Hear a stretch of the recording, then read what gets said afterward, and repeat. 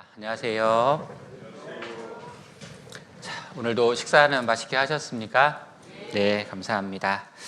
오늘 오전에 보니까는 비가 조금씩 내리기도 했고, 날씨가 아직까지는 좀 쌀쌀한 것 같습니다. 바쁘신 시간 내주셔서 또 귀한 하나님의 말씀을 들으러 와주신 모든 분들께 감사드립니다. 오늘도 시작하기 전에 우리 앞뒤 좌우에 계신 분들과 인사 한번 해볼까요? 오늘도 잘 오셨습니다. 말씀 잘 들어보세요. 이렇게 해보세요. 네. 어쨌든 세상에서의 만남은 소중한 건데 특별히 하나님의 말씀을 듣기 위해서 이 자리에 오신 분들 더 귀한 만남이라고 생각이 듭니다. 오늘도 두 번째 말씀 같이 집중해서 잘 배워보는 시간 갖도록 하겠습니다. 함께 기도하겠습니다. 사랑이 많으신 고마우신 하나님 감사합니다. 오늘도 성경 강연의 두 번째 말씀을 또 진행할 수 있도록 모든 여건과 환경을 허락해 주신 하나님께 감사드립니다. 오늘도 말씀 앞에 나아온 많은 분들 마음문을 열어주시고 하나님의 말씀을 받을 때 사람의 말로 받지 아니하고 하나님의 말씀으로 받아 성경이 사실이며 하나님이 살아계신 것을 밝히 깨달아 알 수 있도록 도와주시옵소서. 말씀을 전하는 자의 입술에도 함께해 주셔서 정확하게 하나님 말씀 증거할 수 있도록 도와주시옵소서. 시종을 온전히 주님께만 의지합니다. 고마우신 예수님 이름으로 감사하며 기도드렸습니다. 아멘. 성경 한 구절을 찾아보겠습니다. 예레미야 애가 3장을 찾아보시겠습니다.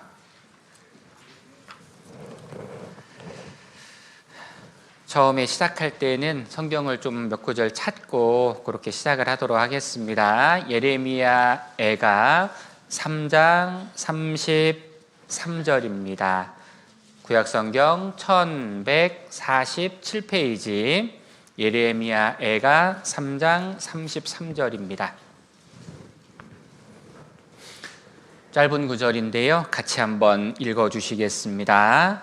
주께서 인생으로 고생하며 근심하게 하심이 본심이 아니시로다. 이 예레미야 애가라고 하는 이 성경 이 제목이 있습니다. 이 애가라는 말은 큰 목소리로 울다 이런 표현이 담겨져 있습니다. 이 예레미야라는 선지자 당시에 많은 사람들이 하나님의 말씀을 뒤로하고 자신의 생각과 또 욕심만을 위해서 살아가는 모습, 하나님의 말씀을 들을 기회가 있었지만 그들은 눈에 보이는 좋은 것만 조차 행하는 모습을 이 예레미야 선지자가 바라보면서 슬프게 울었다라고 표현되어 있는 성경이기도 합니다. 우리 인생 살아가다 보면 눈물 흘릴 일이 참으로 많이 있다는 것을 알 수 있습니다. 시간이 지나면 지날수록 더 살기 좋은 세상보다 더 어려운 세상을 만나게 된다는 것도 많은 환경과 또 이런 문화들을 통해서 알 수 있습니다. 우리 시대에 같이 정말 사랑이 식어지고 환경이 오염되고 사람 살기가 어려운 세상은 아마 없었을 것입니다.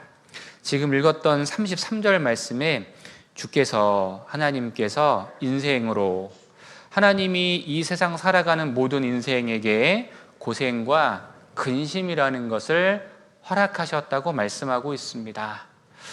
우리가 자녀를 낳아서 기르다 보면 때로는 고생이라는 것을 마땅히 하게 해야 되는 일들이 있을 때가 있습니다. 세상을 살아가는 법을 배우게 되고 부모님의 사랑과 은혜를 깨닫게 하며 또 이 세상 험난한 세상을 이길 수 있는 힘도 기르게 되는 이 고생과 또 수고라는 이런 이제 일들이 있는데 왜 인생이 행복보다는 불행이 많고 왜 인생에 고난과 슬픔과 수고가 많은가? 그리고 그 끝에는 무엇이 기다리고 있는가? 지금 읽었던 이 구절에 중요한 단어 한 가지가 있습니다. 본심이 아니시로다. 하나님의 진심은 무엇일까요? 하나님은 고생과 수고, 생로병사를 통해서 우리에게 고통을 주려고 하는 것이 목적이 아니라면 하나님께서 정말 나에게 원하시는 것이 무엇일까요? 자, 마태복음 11장을 한번 찾아보시겠습니다. 28절 보시겠습니다.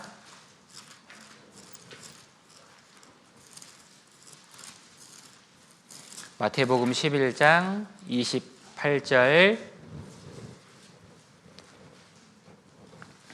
제가 좀 읽어드리겠습니다. 수고하고 무거운 짐진 자들아.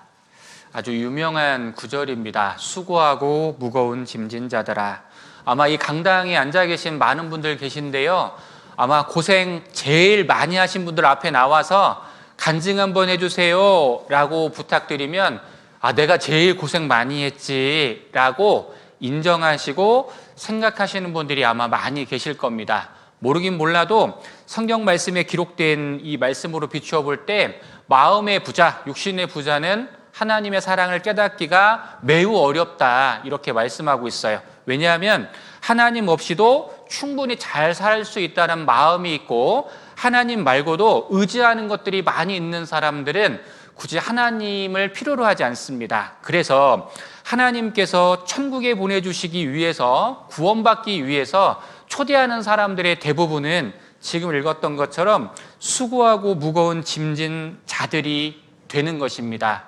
인생의 수고와 무거운 짐을 많이 지고 이 세상에 정말 소망이 없는 사람들, 그리고 인생의 진정 해답을 찾기를 원하는 사람들, 그 사람들을 초청하고 있는 것입니다. 우리 어제 말씀 배운 것처럼 사람은 육신이 있고 영혼이 있습니다. 육신은 70년, 80년 살아가는 데 불과한 짧은 인생을 사는 겁니다. 그런데 문제는 이 세상이 끝이 아니라 반드시 사후세계가 있다는 것, 천국과 지옥이 있다는 것을 성경에 기록하고 있어요.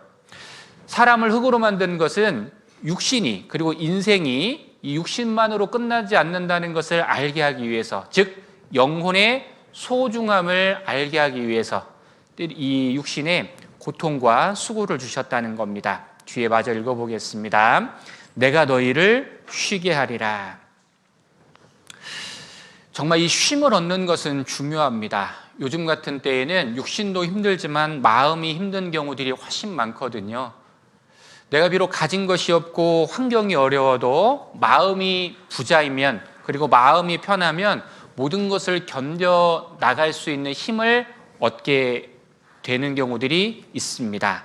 하나님께서는 우리에게 진정 안식을 주기 위한 목적으로 우리를 초대하고 계신 겁니다. 29절 나는 마음이 온유하고 겸손하니 나의 멍에를 메고 내게 배우라.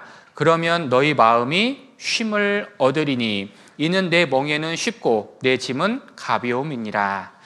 여기 29절에 보면 나는 마음이 온유하고 겸손하니 나의 멍에를 메고 내게 배우라. 그래서 한 주 동안 성경 강연회를 통해서 쉼을 주시는 하나님이 어떠한 분이시며 내가 어떻게 말씀을 듣고 무엇을 깨달았을 때 마음에 참된 안식을 누릴 수 있는지를 배워가는 겁니다. 그래서 하나님이 우리를 초대하고 있는 거예요. 자, 마태복음 22장도 한번 넘겨보시겠습니다. 앞으로 몇 장만 넘겨보세요. 22장 1절부터입니다.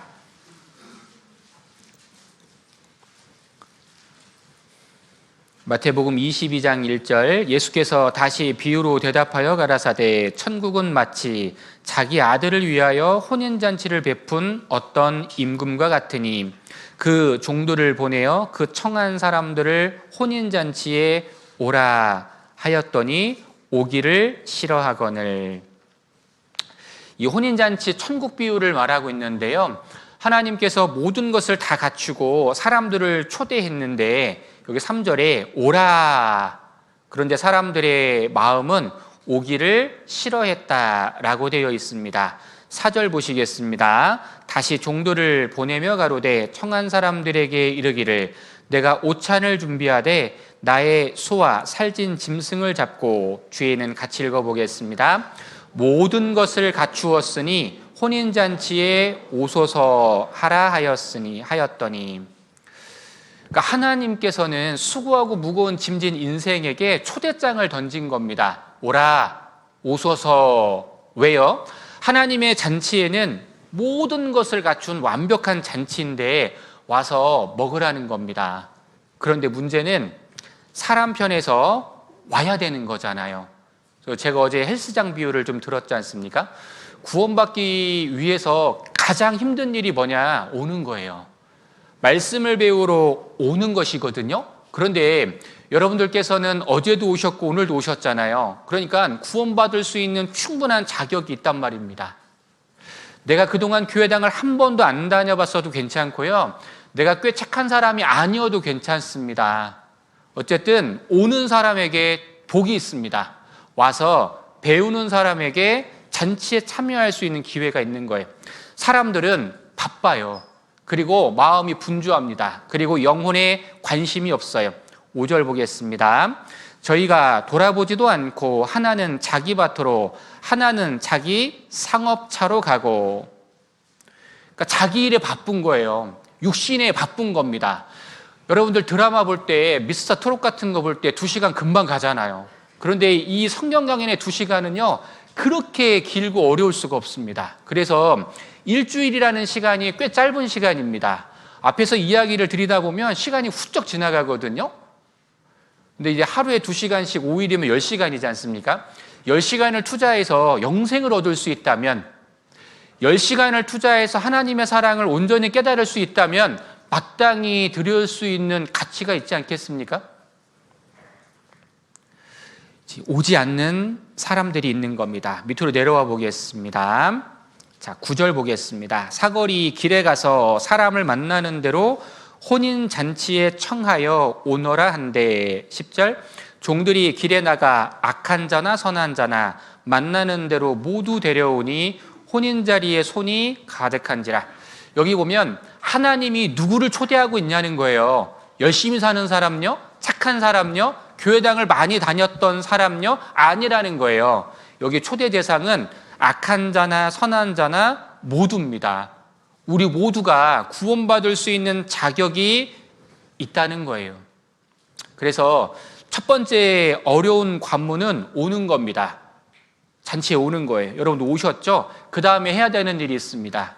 모든 것을 갖춘 잔치에는 먹을 것이 있잖아요. 와서 어떻게 해야 됩니까? 먹어야 되는 거예요.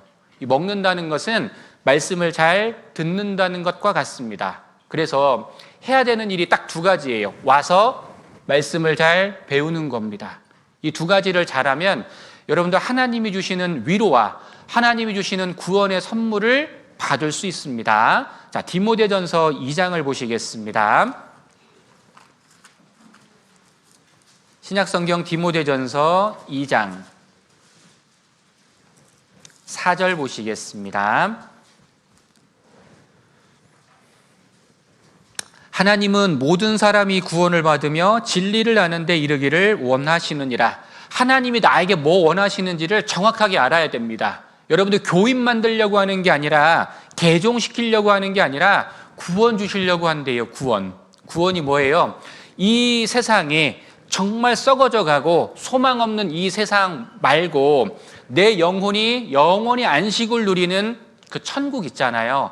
천국에 들어갈 수 있는 자격, 천국에 들어갈 수 있는 소망, 그것을 주시길 원한단 말입니다. 그러니까 듣고 구원을 받아야 된다는 거예요.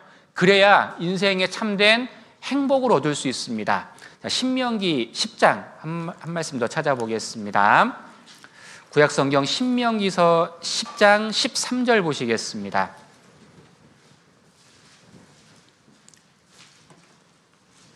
신명기 10장 13절. 자, 여기는 같이 한번 읽어 보겠습니다. 10장 13절입니다. 내가 오늘날 내 행복을 위하여 내게 명하는 여호와의 명령과 규례를 지킬 것이 아니냐. 결론이 뭐냐? 구원받으면 인생에 행복이 있다는 겁니다. 그래서 오늘도 이 자리에 나를 초대하신 분이 있잖아요. 옆 사람이요. 옆에 있는 분이 대단한 사람은 아닌데 이 말씀을 먼저 듣고 진리를 깨닫고 보니까요, 인생의 참된 행복과 정말 마음의 안식을 누리게 된 겁니다. 그래서 여러분들께 전하고 싶은 거예요. 전도는 구원받을 수 있도록 도와서 그 사람이 하나님 앞에 영원한 행복을 누릴 수 있는 자격을 주는 겁니다. 교인 늘리는 게 아니라 진짜 인생의 참된 목적과 행복을 발견하는 시간이 되는 거예요. 자, 어제 배웠던 말씀을 정리를 한번 해보겠습니다. 어제 제가 주제 3가지를 말씀드렸죠. 첫 번째는요, 하나님. 두 번째 주제는 나. 세 번째 주제는 생각입니다. 하나님과 나, 어떠한 관계가 있는지, 하나님께서 나에게 무엇을 원하는지 생각해 봐야 된다고 말씀드렸습니다. 하나님의 속성은 사랑입니다. 하나님은 사랑이시라. 그래서 하나님이 나에게 사랑을 주기를 원하시는데 성경에서는 그것을 구원이라고 말합니다. 또는 영생이라고도 말합니다. 영원한 생명을 주시기를 원하는 거예요. 그러면 나는 무엇을 해야 하는가? 와서 배워야 됩니다. 그리고 말씀을 잘 들어야 합니다. 그러면 하나님께서 나를 얼마나 사랑하시는지를 말씀을 통해 배울 수 있어요. 하나님은 눈에 안 보인다고 말씀하셨습니다. 그래서 이 구원을 주시는 하나님을 알 수 있는 방법을 말씀을 통해서, 그러니까 나는 하나님의 말씀을 듣는 것 외에는 할 일이 없어요. 사람이 육신으로 해야 되는 일은 아무것도 없고 와서 듣는 겁니다. 그리고 옳고 그름을 따져보는 겁니다. 그래서 말씀을 들을 때 생각을 깊게 해야 되는 거예요. 만약에 이 성경 말씀이 사실이라면 어떻게 되는 걸까? 내 생각과 완전히 충돌하잖아요. 사람들은 이 세상이 끝이라고 말하는데 말씀이 하나하나 배울 때마다 사실이라면 사후세계, 즉 천국과 지옥도 사실이라는 거예요. 그러니까 이 문제는 아주 중요한 문제라는 겁니다. 여러분들 세상에 확률 싸움을 많이 하게 됩니다. 확률이 높을수록 성공할 확률이 있고 투자했을 때 혹은 이익을 얻을 수 있는 이 일들이 많이 생기게 되지 않습니까? 여러분들 천국과 지옥이 있을 확률, 내가 죽었는데 천국과 지옥이 있을 확률이 50대 50이라고 한번 해보겠습니다. 사람들이 말하는 것처럼 죽었는데 아무것도 없어요. 동전을 던졌는데 앞면과 뒷면이 나올 확률이 50대 50인 것처럼 내가 만약 죽었는데 천국과 지옥이 없어요. 그러면 우리 모두는 다행입니다. 그렇죠. 아무 일도 일어나지 않기 때문에 그렇습니다. 그런데 내가 만약 죽었는데 천국과 지옥이 있으면 어떻게 하시겠습니까? 영원히 손해를 보는 거예요. 부자나 가난한 자나 모두 다 죽음을 맞이하는데 죽고 난 이후에는 영혼을 위해서 할 수 있는 일이 아무것도 없어요. 부자는 부자역 부자로 죽었기 때문에 장례식을 호화롭게 치를 수는 있지만 자신의 영혼을 위해서는 아무것도 할 일이 없단 말입니다. 즉 천국과 지옥에 대한 문제는 살아있을 때 준비해야 된다는 결론이 나오는 거예요. 사람이 죽으면 아무것도 할 수 없어요. 여러분들은 천국과 지옥이 없다는 것을 확실하십니까? 어떻게 확실하고 있습니까? 없다는 증거가 있습니까? 아니요. 성경에는 있다는 증거가 훨씬 많습니다. 바닷물을 먹어보면 먹어볼수록 짜다는 결론을 내는 것처럼 성경을 배워보면 배워볼수록 하나님이 살아계시고 성경 말씀이 사실이며 천국과 지옥이 있다는 것을 증거해 보이는 겁니다. 그러니까 나는 생각을 깊게 해야 되는 거예요. 이렇게 살다가 수고하고 고생하는 가운데 우리가 죽음을 맞이하면 영원한 지옥에서 더 큰 형벌을 받을 수 있다는 겁니다. 그래서 성공한 사람들의 특징은 중요하고 급한 일 먼저 해결하는 겁니다. 우리 인생에 가장 중요하고 급한 일이 뭐예요? 죽음의 문제지 않습니까? 사람이 태어나는 건 순서가 있는데 죽는 건 순서가 없어요. 내일 일을 알 수 없기 때문에 미리미리 대비하는 것이 중요하잖아요. 자동차 사고가 안 나야 되지만 날 것을 대비해서 보험을 들어놓고 큰 병에 안 걸리면 좋지만 혹시나 모르기 때문에 대비해서 보험을 들어놓잖아요. 그러니까 만약을 대비해서 준비해 놓는 건 지혜로운 사람이라는 겁니다. 마찬가지 여러분들 죽음을 위해서 무엇을 준비해 놓으셨습니까? 여러분들 죽음을 위해서 무엇을 하고 계시냐 이 말이에요. 육신을 위해서는 노후 준비도 하고 여러 가지 설계를 하면서 자신의 영혼의 문제에 대해서는 무엇을 준비하셨습니까? 이번 성경 강연의 5일의 시간, 10시간의 시간이 여러분들 인생을 준비하고 설계할 수 있는 귀한 시간으로 만들어 드릴 거예요. 그러니까 잘 귀를 열고 집중해서 말씀을 들어주시면 됩니다. 그러면 모두 다 구원을 받을 수 있어요. 화면을 한번 보시겠습니다. 이거 뭐예요? 매미잖아요, 매미. 이제 고 정주영 회장님께서 자서전을 쓰셨는데요. 거기에 이런 유명한 말을 하나 남겨놓으셨습니다. 고선지 부지설이라고 하는 이 유명한 이 구절을 하나 적어 놓으셨는데요. 이게 무슨 뜻이냐?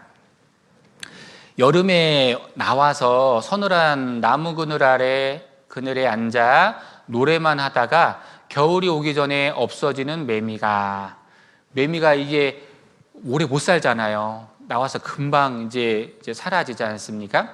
이 매미가 한겨울 펑펑 쏟아지는 눈을 어떻게 알 수 있을 것이며 누군가가 눈 이야기를 한들 알아들을 수가 있을 것인가? 불가능한 일이라는 거예요.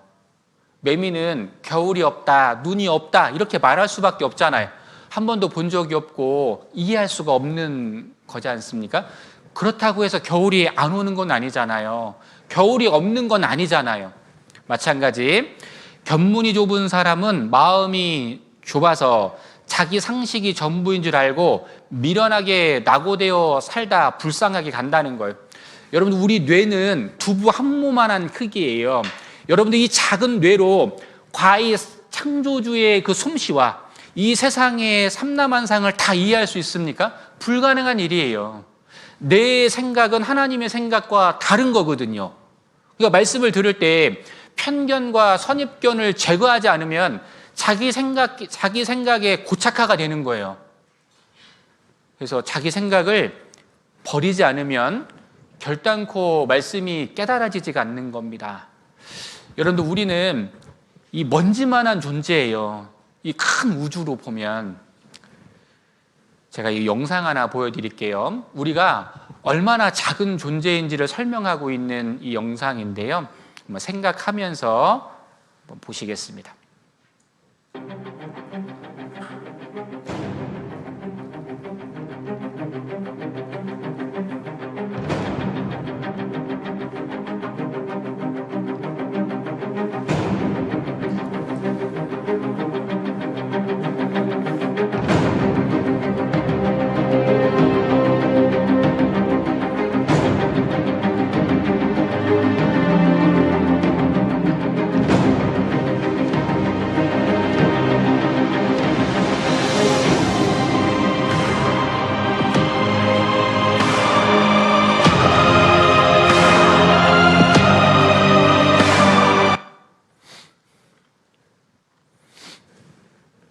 여기는 원래 소리가 안 나는 구간입니다.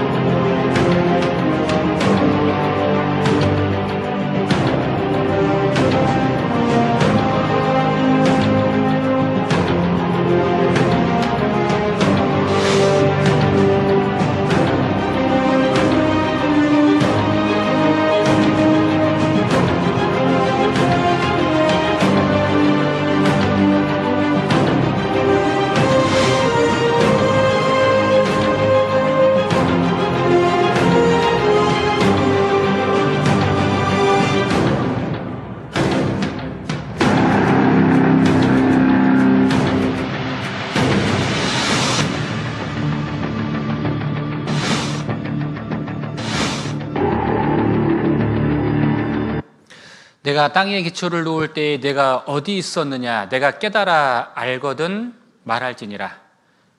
이런 우리의 생각으로 가히 상상할 수 없는 거대한 세계가 있잖아요. 우리의 지구는 먼지만한 이 크기로 존재하고 있거든요.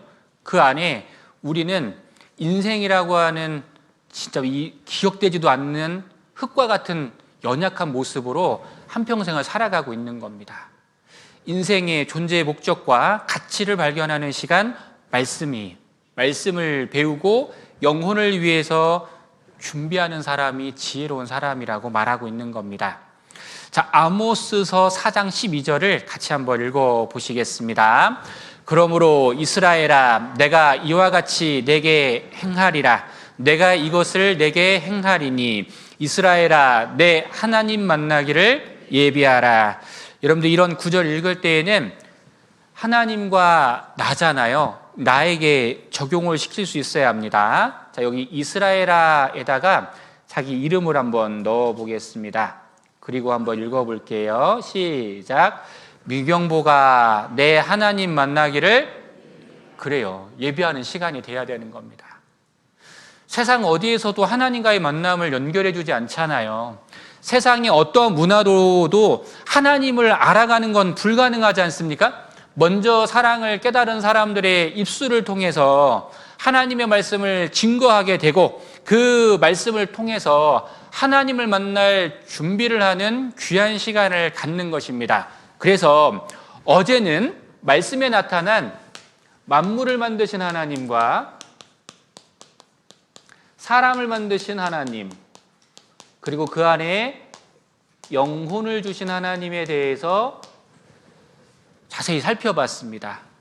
그리고 많은 증거들을 통해서 사실이라는 것도 부분 배웠습니다. 오늘은 이 말씀에 나타난 인류의 역사에 대한 부분들이 몇 가지가 있는데 두 가지만 배워볼 겁니다.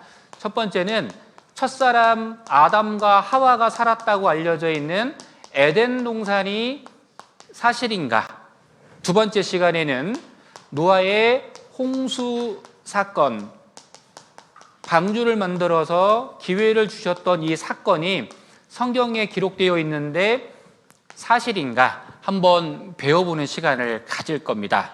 역사 이야기이기 때문에 어렵다고 생각하시는 분들 계실 텐데 쉽게 설명을 드려볼 테니까 사실인지 아닌지 잘 생각하시면서, 만약 에덴 동산이 사실이라면 하나님은 살아계신 거예요. 성경은 사실인 것이고 천국과 지옥이 있다는 것도 사실인 것이 되는 겁니다. 자, 첫 번째 시간, 에덴 동산이 실제 있었는지 한번 배워보도록 하겠습니다. 자, 여기 이사야 41장 21절부터 24절에 보면 우상이라는 단어가 나옵니다. 너희 우상들은 소송을 일으키라. 우상이라 함은 하나님 말고 다른 신들을 말하는 겁니다. 세상에는 각자가 믿고 있는 신들이 참 많이 있는데 어떤 신이 진짜 신인지를 재판을 한번 해보자는 겁니다. 여러분들 소송할 때 승소할 수 있는 확률은 확실한 증거와 증인이 있으면 100% 승소를 하게 됩니다. 여기 뒤에 보면 확실한 증거를 보여달라는 거예요. 정말 신이라면 확실한 증거를 보여줄 수 있다는 겁니다. 장차 당할 일을 우리에게 진술하라. 또 이전 일에 어떠한 것도 고하라. 장래사를 보이며 후래사를 진술하라.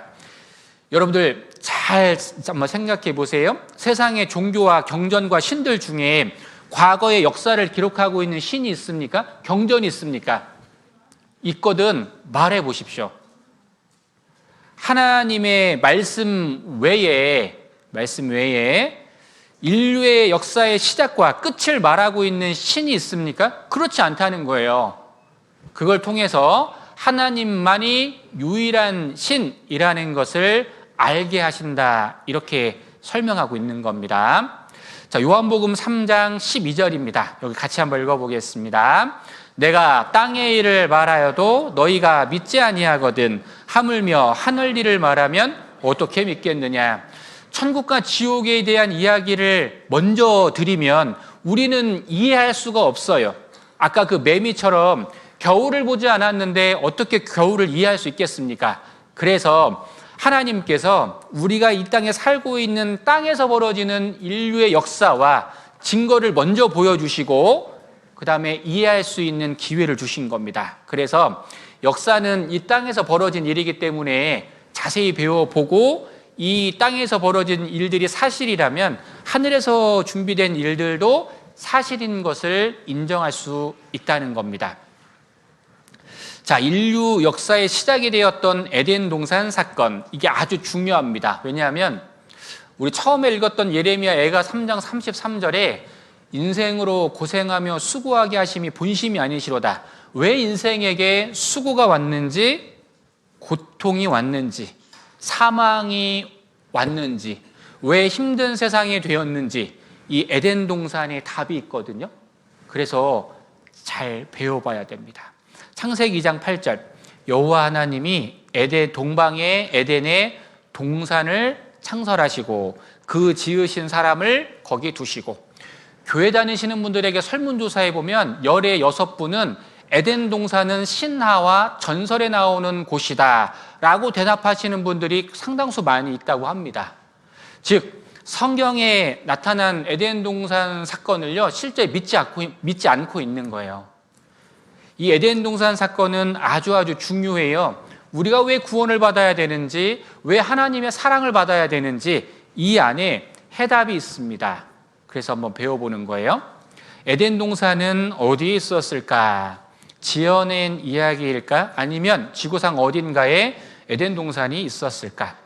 존재했다면 에덴 동산은 과연 어디였을까? 창세기 2장 10절에서 14절에는 에덴 동산을 위치를 설명하고 있는 구절이 나와 있습니다. 제가 한번 읽어드려 볼게요. 이 에덴 동산의 특징은 4개의 강이 흐르고 있다는 겁니다. 강이 에덴에서 발원하여 동산을 적시고 거기서부터 갈라져 내 근원이 되었으니 첫째의 이름은 비손이라. 그러니까 여기 비손 강을 말하는 겁니다. 금이 있는 하윌라 온 땅에 둘렀으며, 하윌라는 지금의 사우디아라비아라는 나라에 있습니다. 그 땅의 금은 정금이요 그곳에는 베델리엄과 호마노도 있으며, 실제 이 사우디아라비아 그 지역에 가면 이 금이요 아주 정금들이 많이 발견되고 많은 보석들을 발견할 수 있습니다. 실제 성경 내용과 똑같습니다. 둘째 강의 이름은 기혼이라. 기혼, 강이 흘렀다는 뜻이고 구스 온 땅에 돌렸고, 셋째 강의 이름은 히데겔이라. 히데겔은 지금의 티그리스 강을 말하는 겁니다. 아수르 동편으로 흐르며, 아수르는 지금의 이라크. 넷째 강은 유브라 되더라. 유프라테스 강을 말하는 겁니다. 그러면 이 장소, 언급되어 있는 장소를 지도를 쫙 펼쳐놓고 찾아보면 그곳이 성경에서 말씀하시는 에덴 동산의 옛자리라는 거예요. 그래서 에덴 동산은 4개의 강이 흘렀다. 어떤 분이 말씀 듣다가 4대강 뭐 이렇게 말씀하시는 분이 있는데, 4대강은 우리나라에 있는 것이고요, 에덴 동산은 4개의 강입니다. 이 4개의 강만 잘 찾아가면 돼요. 자, 그런데 이 에덴 동산의 크기를 유추해 볼 수 있는 이 사건이 하나 있습니다. 그게 뭐냐, 에덴 동산에는 석유가 많이 나요. 중동의 석유, 세계의 석유 매장량의 70% 이상을 차지하고 있거든요. 그런데 여러분들 석유가 어떻게 생기냐, 동물과 식물들이 오랜 기간 동안 높은 온도와 압력을 가했을 때 나오는 게 석유거든요. 자, 그러면 잘 생각해 보세요. 에덴 동산에 수천 년 동안 석유가 고갈되지 않고 지금도 막 많이 뿜어져 나오고 있잖아요. 그러니까 이 에덴 동산이 뒷동산이 아니었다는 거예요. 어마어마하게 큰 장소였음을 알 수 있습니다. 여러분들 서울에는 무슨 강이 흘러요? 한강이 흐릅니다. 대전에는요? 금강이 흘러요. 금강. 부산에는요? 낙동강. 대구에는 무슨 강 흐릅니까? 금호강. 그러니까 이제 큰 도시에도 강이 하나 흐르잖아요. 그러니까 이제 4개의 강이 흘렀으니까 엄청 큰 어떤 지역이었음을 우리가 알 수 있어요. 자, 지도를 한번 펼쳐보겠습니다. 여기 보면 티그리스 강과 유프라테스 강은 지금도 흐르고 있습니다. 이란, 이라크, 사우디아라비아. 바로 이곳이 에덴 동산 옛자리라고 말하고 있는데, 문제는 비손강과 기혼강은 지금은 흐르지 않고 있다는 겁니다. 이 유프라테스 강과 티그리스 강만 흐르고 있어요. 여기 유프라테스, 티그리스 있습니다. 바로 이곳이 에덴 동산 옛자리라고 말하는 거예요. 티그리스, 그 다음에 유프라테스 강은 현재 중동 지역에서 확인할 수 있는 두 강이며 세계 문명의 발상지 하나인 메소포타미아 지역입니다. 이처럼 현재까지도 4개의 강 중 2개의 강은 우리가 확인할 수 있습니다. 그렇다면 나머지 두 강, 비손 강과 기혼 강은 어디에 있을까요? 자, 과학자들이 이 사라진 두 강을 찾아냈습니다. 여기 보면 페르시아만에서 지역에서 발견된 수천 개에 이르는 동물의 유해는 이 지역의 사냥감이 풍부했음을 말해준다. 밑으로 내려와서 지리학적인 조사 결과 오늘날 와디리마와 와디 바틴으로 알려져 있는 2개의 물이 말라버린 골짜기가 고대에 있던 강줄기의 경로를 따라 형성된 것임을 밝혀졌다.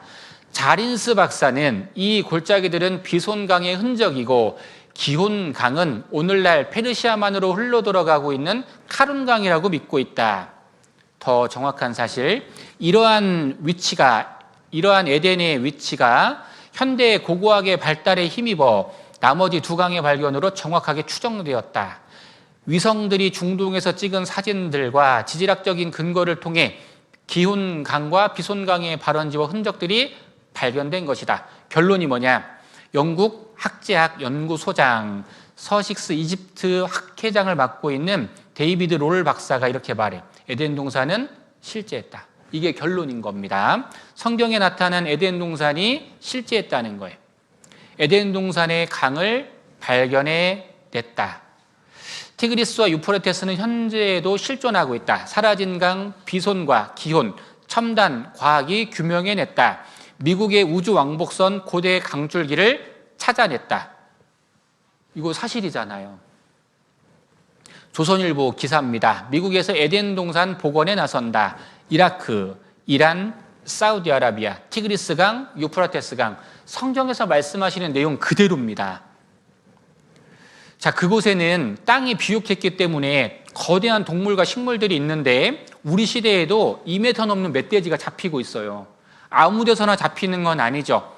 그만큼 환경이 보존되어 있고 사람의 손이 덜 탄 곳에 이런 좋은, 그리고 이제 거대한 동물과 식물들이 자라고 있는 겁니다.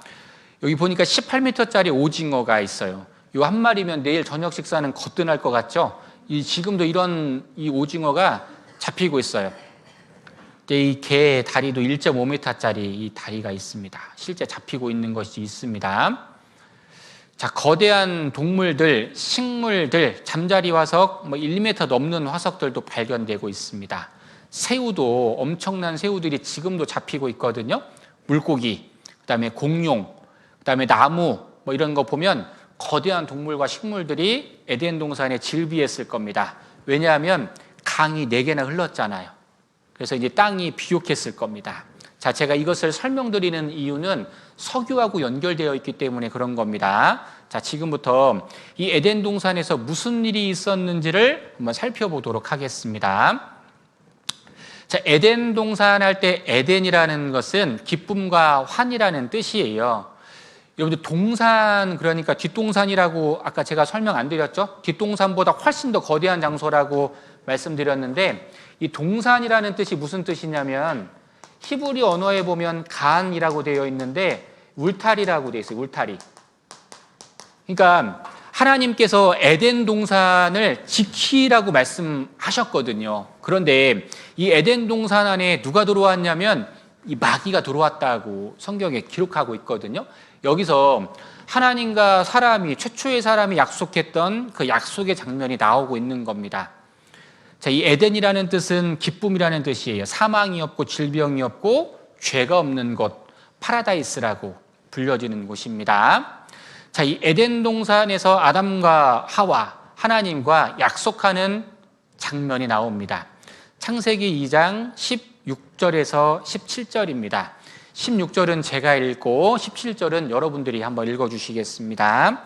여호와 하나님이 그 사람에게 명하여 가라사대 동산 각종 나무의 실과는 내가 임의로 먹되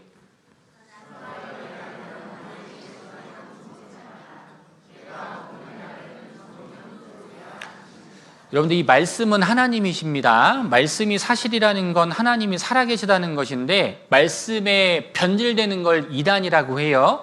말씀에서 더하거나 빼는 걸 이단이라고 하고 말씀에서 벗어난 걸 죄라고 말하는 겁니다. 하나님께서는 이거 하나만 기억해 보겠습니다. 17절 하나만 기억해 보세요. 선악을 알게 하는 나무의 실과는 하나에 하나 먹지 말라는 거예요. 먹지 말라는 거. 다른 말씀하신 게 없습니다. 먹지 마. 먹는 날에는 어떻게 됐냐? 정령 죽으리라고 말씀하셨습니다. 이 에덴 동산이 거대한 곳인데 먹을 게 많이 있었다는 뜻이에요. 그러니까 먹을 게 많은데 한 가지 선악을 알게 하는 요거 하나만 먹지 말라고 한 거예요. 우리 학창 시절 때 보면 꼭 하지 말라는 거 꼭 하잖아요. 이거 하지 마. 이거 만지지 마. 이거 먹지 마. 꼭 그렇게 하지 않습니까? 여러분들 하나님과 만약에 약속했다면 드실래요? 안 드실래요? 먹지 마. 먹는 날에는 정령 죽어. 라고 말할 때 드시겠어요? 안 드시겠어요? 안 먹어야 되잖아요. 자, 그런데 최초의 사람 아담과 하와가 어떠한 선택을 했는지를 한번 살펴보도록 하겠습니다. 아담과 하와는 인류의 대표예요. 윤석열 대통령이 해외에 나가서 외국 정상들과 조약을 체결하고 도장을 꽝 찍으면 대한민국 국민에게 모두 적용되는 것처럼 대통령은 국민의 대표로 가는 것처럼 아담과 하와는 인류의 대표성을 띠고 있는 겁니다. 죄의 기준은 하나님의 말씀이에요. 여기 뱀이 나타났습니다. 이 뱀이 누구냐? 창세기 3장 1절 여호와 하나님이 지으신 들 짐승 중에 뱀이 가장 간교하더라. 뱀이 여자에게 물어가로되. 이 뱀이 누구냐? 옛 뱀 곧 마귀라고도 하고 사단이라고도 하는 온 천하를 꿰는 자. 그러니까 이 마귀가 뱀한테 들어간 겁니다.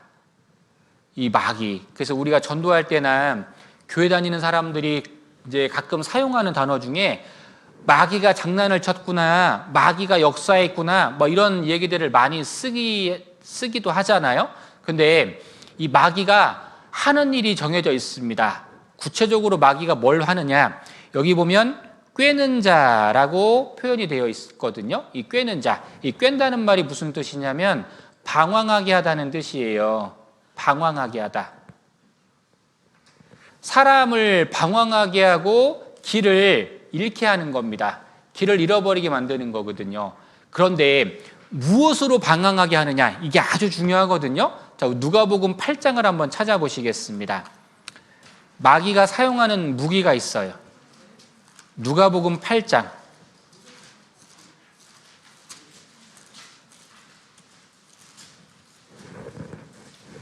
12절 보시겠습니다.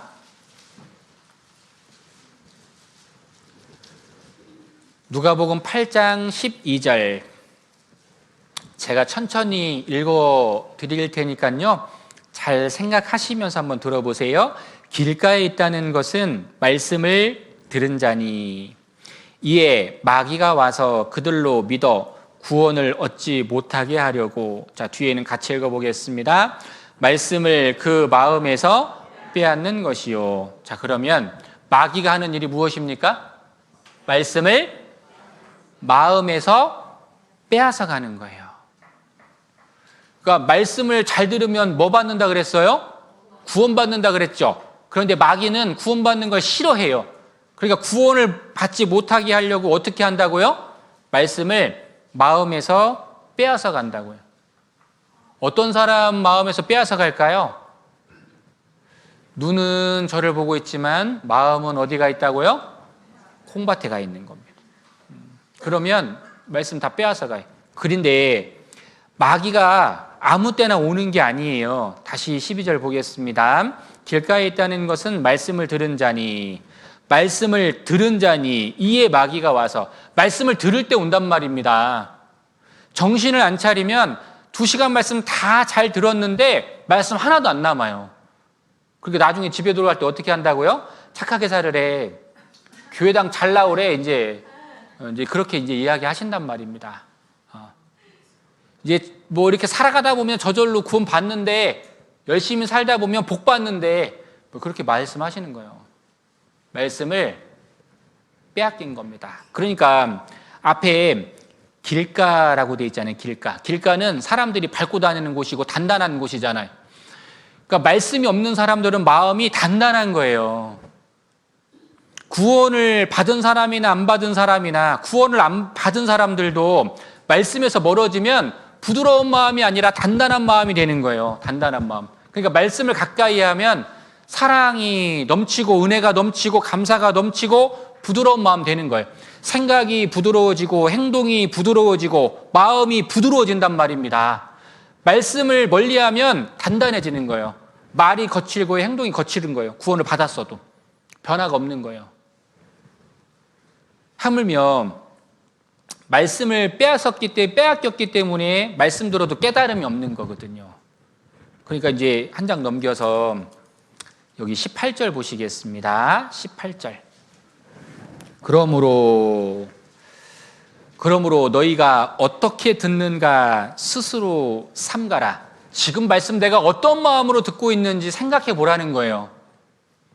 제가 이 강대상에서 여러분들 바라보고 있으면 엄청 말씀 잘 듣고 계시거든요. 지금 조시는 분이 한 분도 안 계시고 말씀 잘 들어요. 그런데 스스로 생각해 봐야 된다는 거예요. 내가 지금 어떤 마음으로 말씀 듣고 있지? 빨리 쉬는 시간 왜 안 되는 거야? 막 이렇게 이제 들으면 안 된단 말입니다. 쉬는 시간은 제가 딱 시간 되면 딱 드릴 겁니다. 그래서 어떻게 듣는지가 아주 중요해요. 이 마귀가 이제 이 하와에게 왔습니다. 자, 물었습니다. 뭐라고 물었어요? 이렇게 물었어요. 하나님이 참으로, 진실로, 진짜로 동산 모든 나무의 실과를 먹지 말라 하시더냐? 이거 좀 잘못됐잖아요. 이 마귀는 벌써 헷갈리게 만들어요. 모든 나무의 실과를 먹지 말라 하신 건 아니잖아요. 생명을 알게 하는, 선악을 알게 하는 나무의 실과는 먹지 말라라고 돼 있잖아요. 근데 얼핏 들으면 맞는 것 같잖아요. 사람이 그래요. 종교가 그래요. 거의 비슷하게 만들어 놓고 마지막에 딱 하나 정말 중요한 것을 교란시키거든요. 사람들이 헷갈려요. 여자가 뱀에게 말하되, 여자가 이렇게 말했어요. 동산나무의 실과를 우리가 먹을 수 있으나, 뭐가 잘못됐는지 한번 잘 보세요. 동산 중앙에 있는 나무의 실과는, 동산 중앙에 있는 나무의 실과는 하나님의 말씀에, 그러니까 이 하와도 말씀을 지금 인용하고 있는 겁니다. 아담에게 들었을 때 그 말씀을 인용하고 있는 거예요. 말씀에 너희는 먹지도 말고 만지지도 말라, 너희가 죽을까 하노라 하셨느니라. 하나님이 이렇게 말씀하셨어요, 진짜? 아니잖아요. 선악을 알게 하는 나무의 실과는 먹지 말라, 먹는 날에는 정령 죽으래, 그게 다잖아요. 근데 이 하와는 이제 하나님이 하시지도 않은 말씀을 만들어낸 거예요. 덧붙였죠.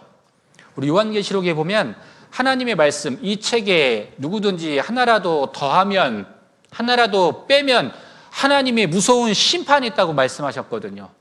말씀을 함부로 가감하면 안 된다고 돼 있거든요. 이 하와는 왜 하나님의 말씀을 정확하게 이해하지 못했을까요? 이 눈 때문에 그래요. 눈 때문에. 이 하와의 눈이요, 이 눈 때문에 그래요. 졸린 눈이잖아요. 그래서 이 약간 생각을 잘 하지 않고 들었던 것 같아요. 비교해 볼게요. 창세기 2장 17절에는 선악을 알게 하는 나무의 열매 먹지 마, 실과 먹지 말라고 돼 있거든요. 먹는 날에는 반드시 죽는다고 돼 있어요. 근데 여기 보면 먹지도 말고 만지지도 말라, 너희가 죽을까 하노라. 변질시켰죠? 죄입니다. 죄. 그래서 말씀을 잘 들어야 돼요. 자, 요한복음 6장 45절 선지자의 글에 저희가 다 하나님의 가르치심을 받으리라 기록되었은즉 아버지께 뒤에 같이 읽어보겠습니다. 듣고 배운 사람마다 내게로 오느니라. 그러니까 잘 들어야 돼요. 듣고 잘 배워야 됩니다. 팩트가 무엇인지를 정확하게 알아야 되는 겁니다. 이사야 55장 3절 너희는 귀를 기울이고 내게 나와 들으라. 그리하면 너희 영혼이 살리라. 잘 들으면 살아요. 잘 들으면 구원받을 수 있단 말입니다. 뱀이 이때가 기회잖아요. 뱀이 여자에게 이르되 너희가 결코 죽지 아니하리라. 너희가 그것을 먹는 날에는 너희 눈이 밝아 하나님과 같이 되어 선악을 할 줄을 하나님이 아심이니라. 하나님과 같이 된다는 게 교만이죠. 교만.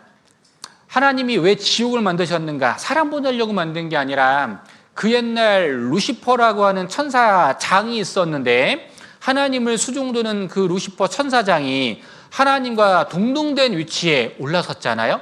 그래서 이 교만한 천사장 루시퍼를 징계하고 심판하기 위해서 무저갱을 만들어 놓으신 겁니다. 그런데 피조물이 하나님과 같이 되는 건 불가능한 일이잖아요. 교만입니다. 죽지 아니하리라. 그래서 어떻게 했어요? 이 여자가 그 나무를 본즉 먹음직도 하고 보암직도 하고 지혜롭게 할 만큼 탐스럽기도 한 나무인지라. 그래서 어떻게 했냐? 여자가 그 실과를 딱 먹어버렸습니다. 왜 이 하와는 하나님의 말씀을 어기고 이 선악을 알게 하는 나무의 실과를 먹었을까요? 눈 때문에 그래요. 이 눈. 아까 눈이랑 다르잖아요. 그러니까 사람이 말씀 들을 때 눈하고 죄 지을 때 눈하고 완전 달라요. 그러니까 이제 우리 이렇게 나중에 이 진리를 깨닫고 나서 말씀 들어보자고 이렇게 권유하잖아요. 눈빛이 변하고 낯빛이 변합니다. 완전히 막 이제 뭐 이렇게 하여튼 뭐 원한이 있는 것처럼 무서운 표정을 막 지을 때가 있거든요. 이 마귀가요, 말씀을 확 다 빼앗아 가는 거예요. 마음을. 여러분들이 듣고 나서, 말씀을 듣고 나서요, 이게 이제 자유의지가 있는 거잖아요. 믿을 수도 있고 안 믿을 수도 있고 내 마음이잖아요. 들어보고 아니면 그때 가서 아니라고 그냥 버리면 되잖아요. 들어보지도 않고 다른 사람의 말만 듣고 판단하기에는 너무나 중요한 문제라 이 말입니다. 그렇죠? 내가 확실하게 뭔가 팩트 체크가 안 됐는데 예단하는 건 안 되잖아요. 아, 나 건강에 이상이 있나 봐. 뭐가 잘못됐나 봐. 옆에 있는 사람이 상담을 해주는데 너 이거 이상 있는 것 같아. 막 겁을 잔뜩 줬어요. 그러고 막 불행하게 살아가면 됩니까? 그렇지 않죠. 전문가에게 가서 진단을 받아보고 그때 가서 판단해야 되지 않습니까? 마찬가지, 영혼의 문제도 마찬가지입니다. 다 들어보고 나서 판단해도 늦지 않는다는 거예요. 중요한 문제이기 때문에 잘 들어야 되는 겁니다. 따서 먹었어요. 문제는 아담에게도 줬다는 겁니다. 자기와 함께한 남편에게도 주매 그도 먹은지라. 이 아담도요, 이 눈 보니까요, 보통 눈이 아니에요. 이제 너무너무 불쌍한 거예요. 안 되는 줄 알면서 어떻게 했어요? 공동 운명이잖아요. 부부는 혼인 서약을 할 때 기쁠 때나 슬플 때나 함께하기로 맹세했잖아요. 그러니까 이제 안 되는 걸 알면서도 이 아담도 먹어버린 겁니다. 먹는 날 어떻게 된다고 했어요? 정녕 죽으리라고 되어 있습니다. 그럼 생각을 깊게 또 해보겠습니다. 선악과를 먹는 날 아담과 하와는 정말 죽었을까요? 안 죽었을까요? 문제는 안 죽었다는 겁니다. 아담은 930살을 살았다는 거예요, 육신이. 그러면 하나님 말씀에 뭐가 죽었다고 말하는 거냐? 우리 에스겔서 18장 여기 4절 보겠습니다. 여기 같이 한번 읽어보겠습니다. 범죄하는 그 영혼이 죽으리라. 뭐가 죽었대요? 그러니까 마귀는 뭘 노리는 거냐? 이 육신을 노리는 게 아니라 뭘 노린다고요? 영혼을 노린다는 거예요. 한번 저 따라해 보겠습니다. 마귀는 영혼을 노린다. 그래요. 이 영혼이 중요하기 때문에 이 영혼에 관심 없게 만들기 위해서 육신의 좋은 것들을 보여주고 육신이 전부라고 말하고 있는 거예요. 그러니까 어리석은 자는 영혼에 관심이 없어요.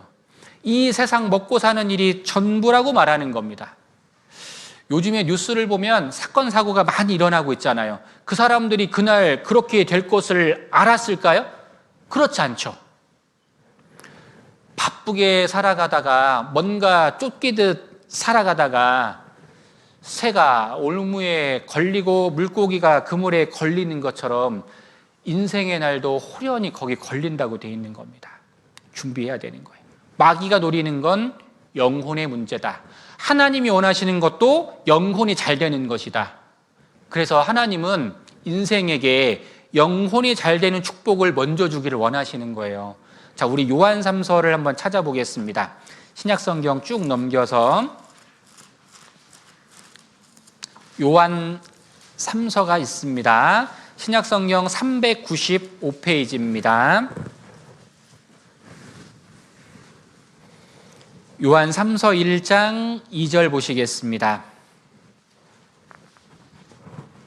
요한 3서 1장 2절 사랑하는 자여 내 영혼이 잘됨같이 내가 범사에 잘되고 강건하기를 내가 간구하노라. 이건 예수님의 삼중 축복이라는 제목입니다.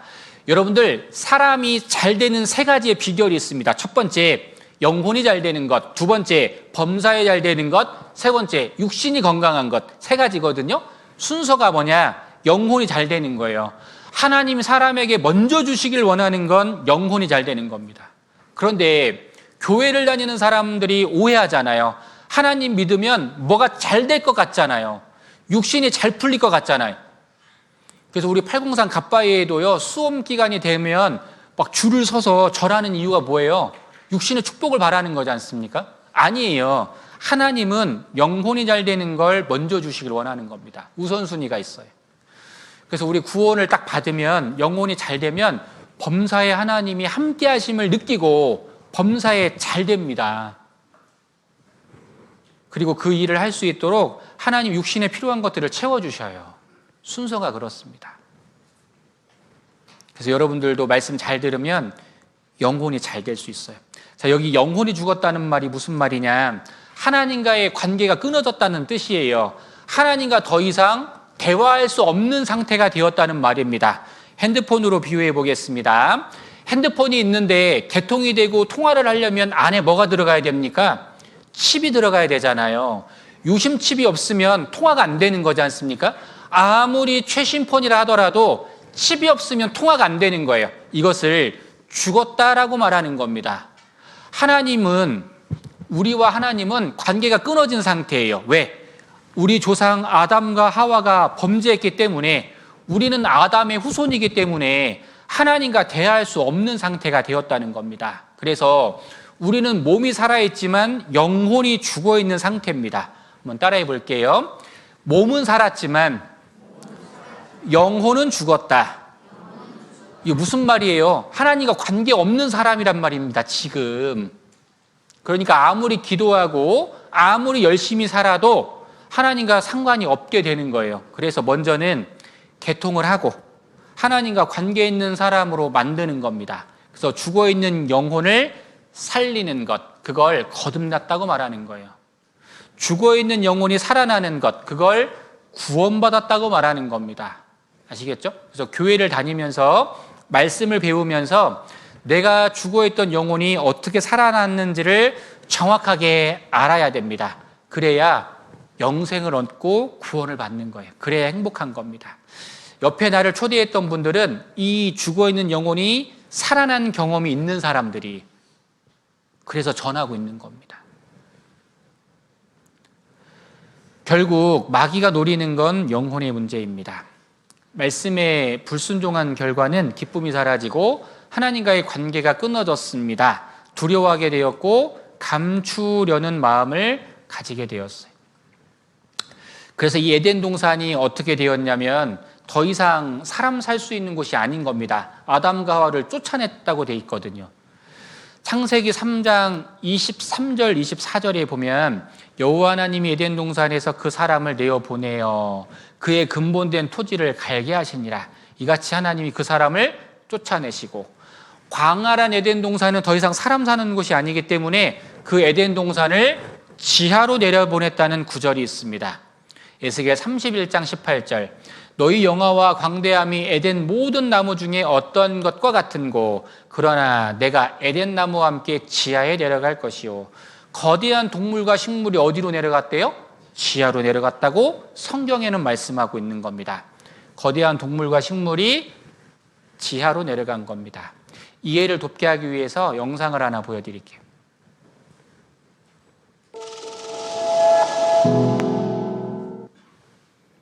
나무가 지하로 내려가고 있는 겁니다. Yep, I got it. I got it. It's moving that much. Oh, that's gone right there. Right there. Trees fall.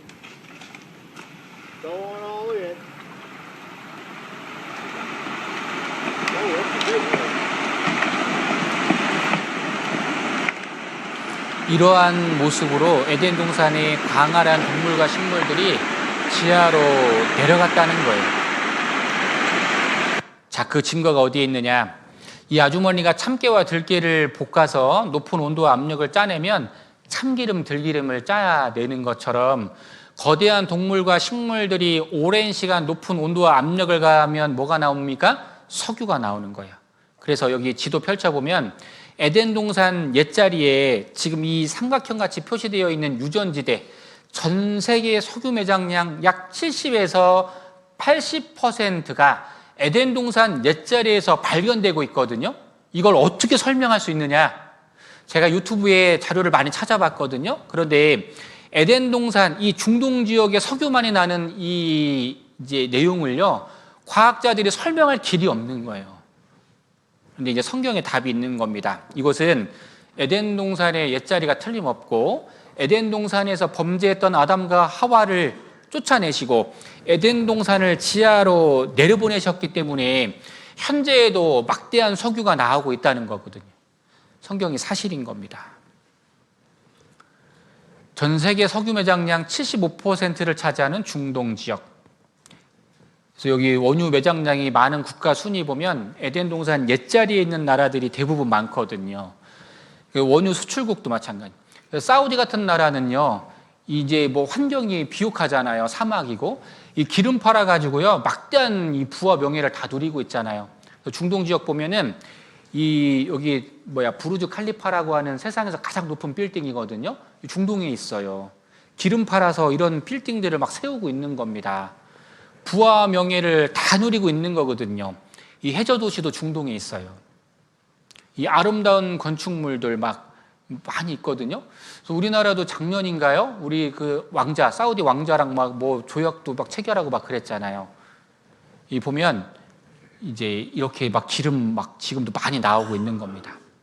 자, 최초의 사람이 살았던 곳 에덴 동산 사실이에요, 거짓이에요? 이게 사실이잖아요. 자, 에덴 동산 사건이 사실이라면 이게 무슨 의미냐? 에덴 동산을 예언하신 하나님의 말씀이 사실이라는 거예요. 말씀이 사실이라는 것은 하나님이 살아계시다는 뜻이고, 하나님이 살아계시다고 하는 뜻은 천국이 반드시 있다는 뜻입니다. 그러니까 우리는 끝까지 말씀을 잘 듣고 천국 갈 수 있는 자격, 준비해야 한다는 거예요. 에덴 동산은 실제 사실입니다. 에덴 동산은 사실이었다. 두 번째 시간은 노아의 홍수 사건. 하나님께서 이 세상을 물로 멸하고 심판했던 내용이 성경에 기록되어 있거든요. 왜 하나님께서 홍수로 심판하셨는지, 그리고 그 심판을 면하기 위해서 방주라고 하는 큰 배를 만들어 주셨는데 그 방주가 실제 사실인지, 우리 시대에 증거가 있는지 한번 살펴보는 시간 갖도록 하겠습니다. 성경 창세기 4장을 펼쳐보시겠습니다. 창세기 4장 16절 보시겠습니다.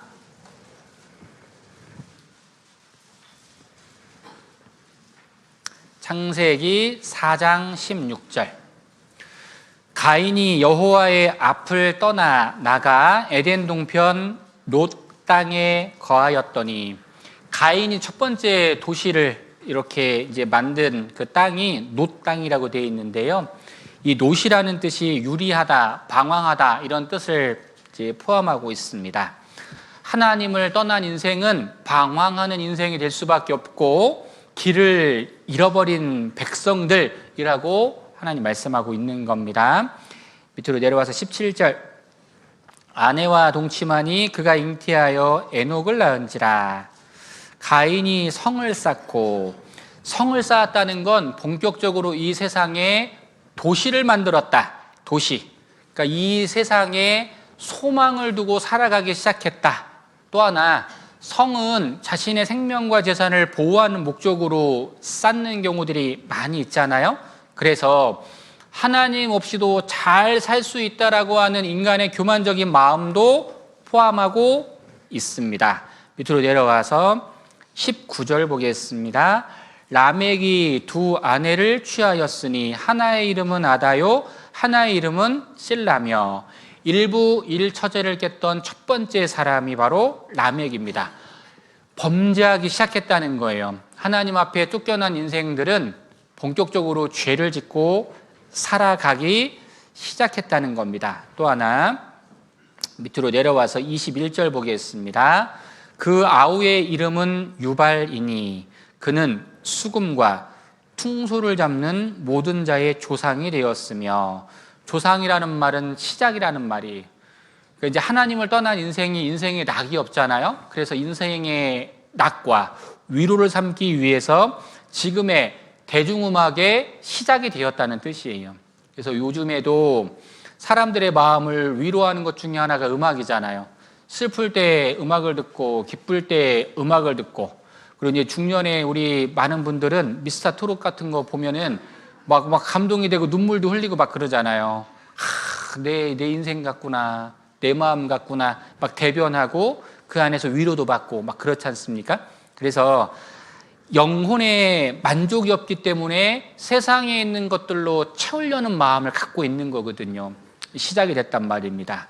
그리고 나서 한 장 넘겨보겠습니다. 6장으로 가보겠습니다. 5절 여호와께서 사람의 죄악이 세상의 관영함과 그 마음의 생각의 모든 계획이 항상 악할 뿐임을 보시고 땅 위에 사람 지으셨음을 한탄하사 마음에 근심하시고 가라사대 나의 창조한 사람을 내가 지면에서 쓸어버리되 사람으로부터 육축과 기는 것과 공중의 새까지 그리하리니 이는 내가 그것을 지었음을 한탄함이니라 하시니라.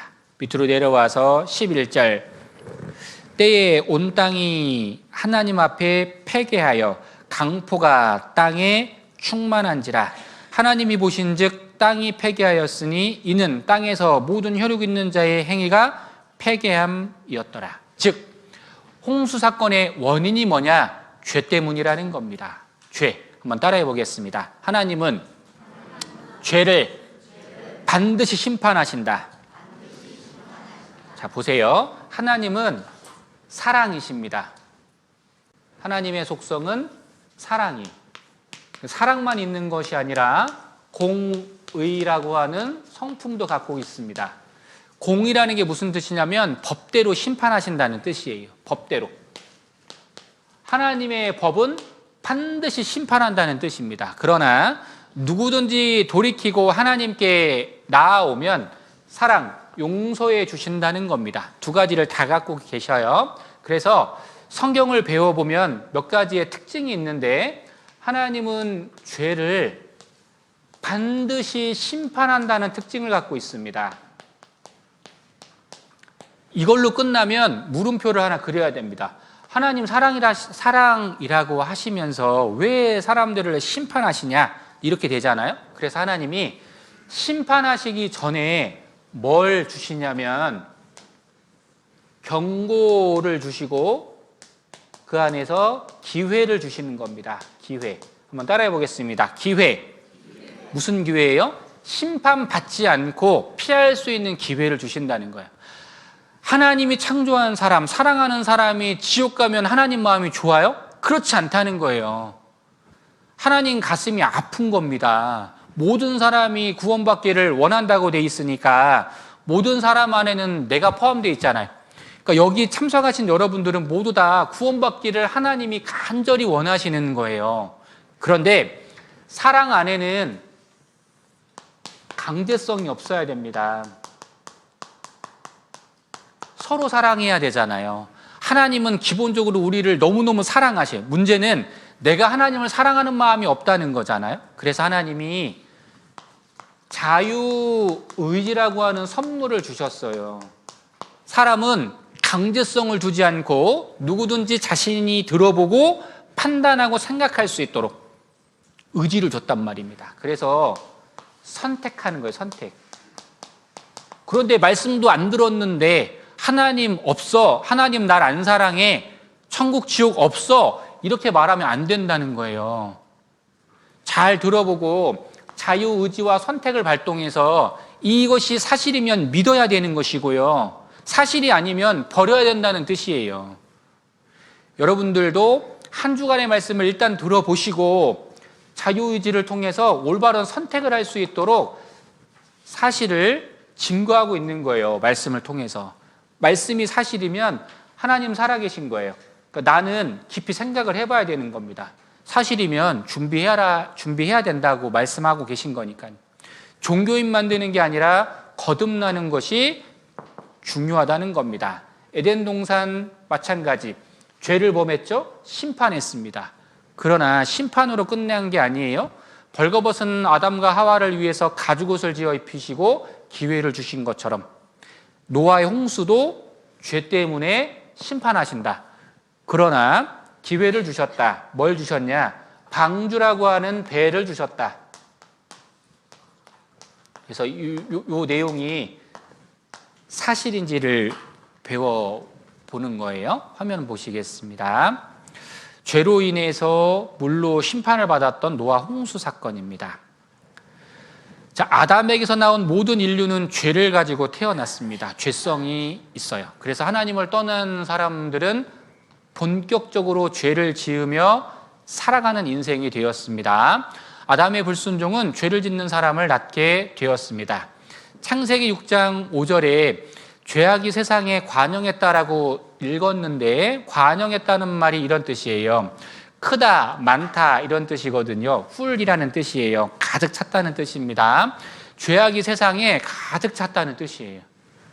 그림으로 표현해 볼까요? 이렇게. 음식물이 쓰레기통에 관영했다.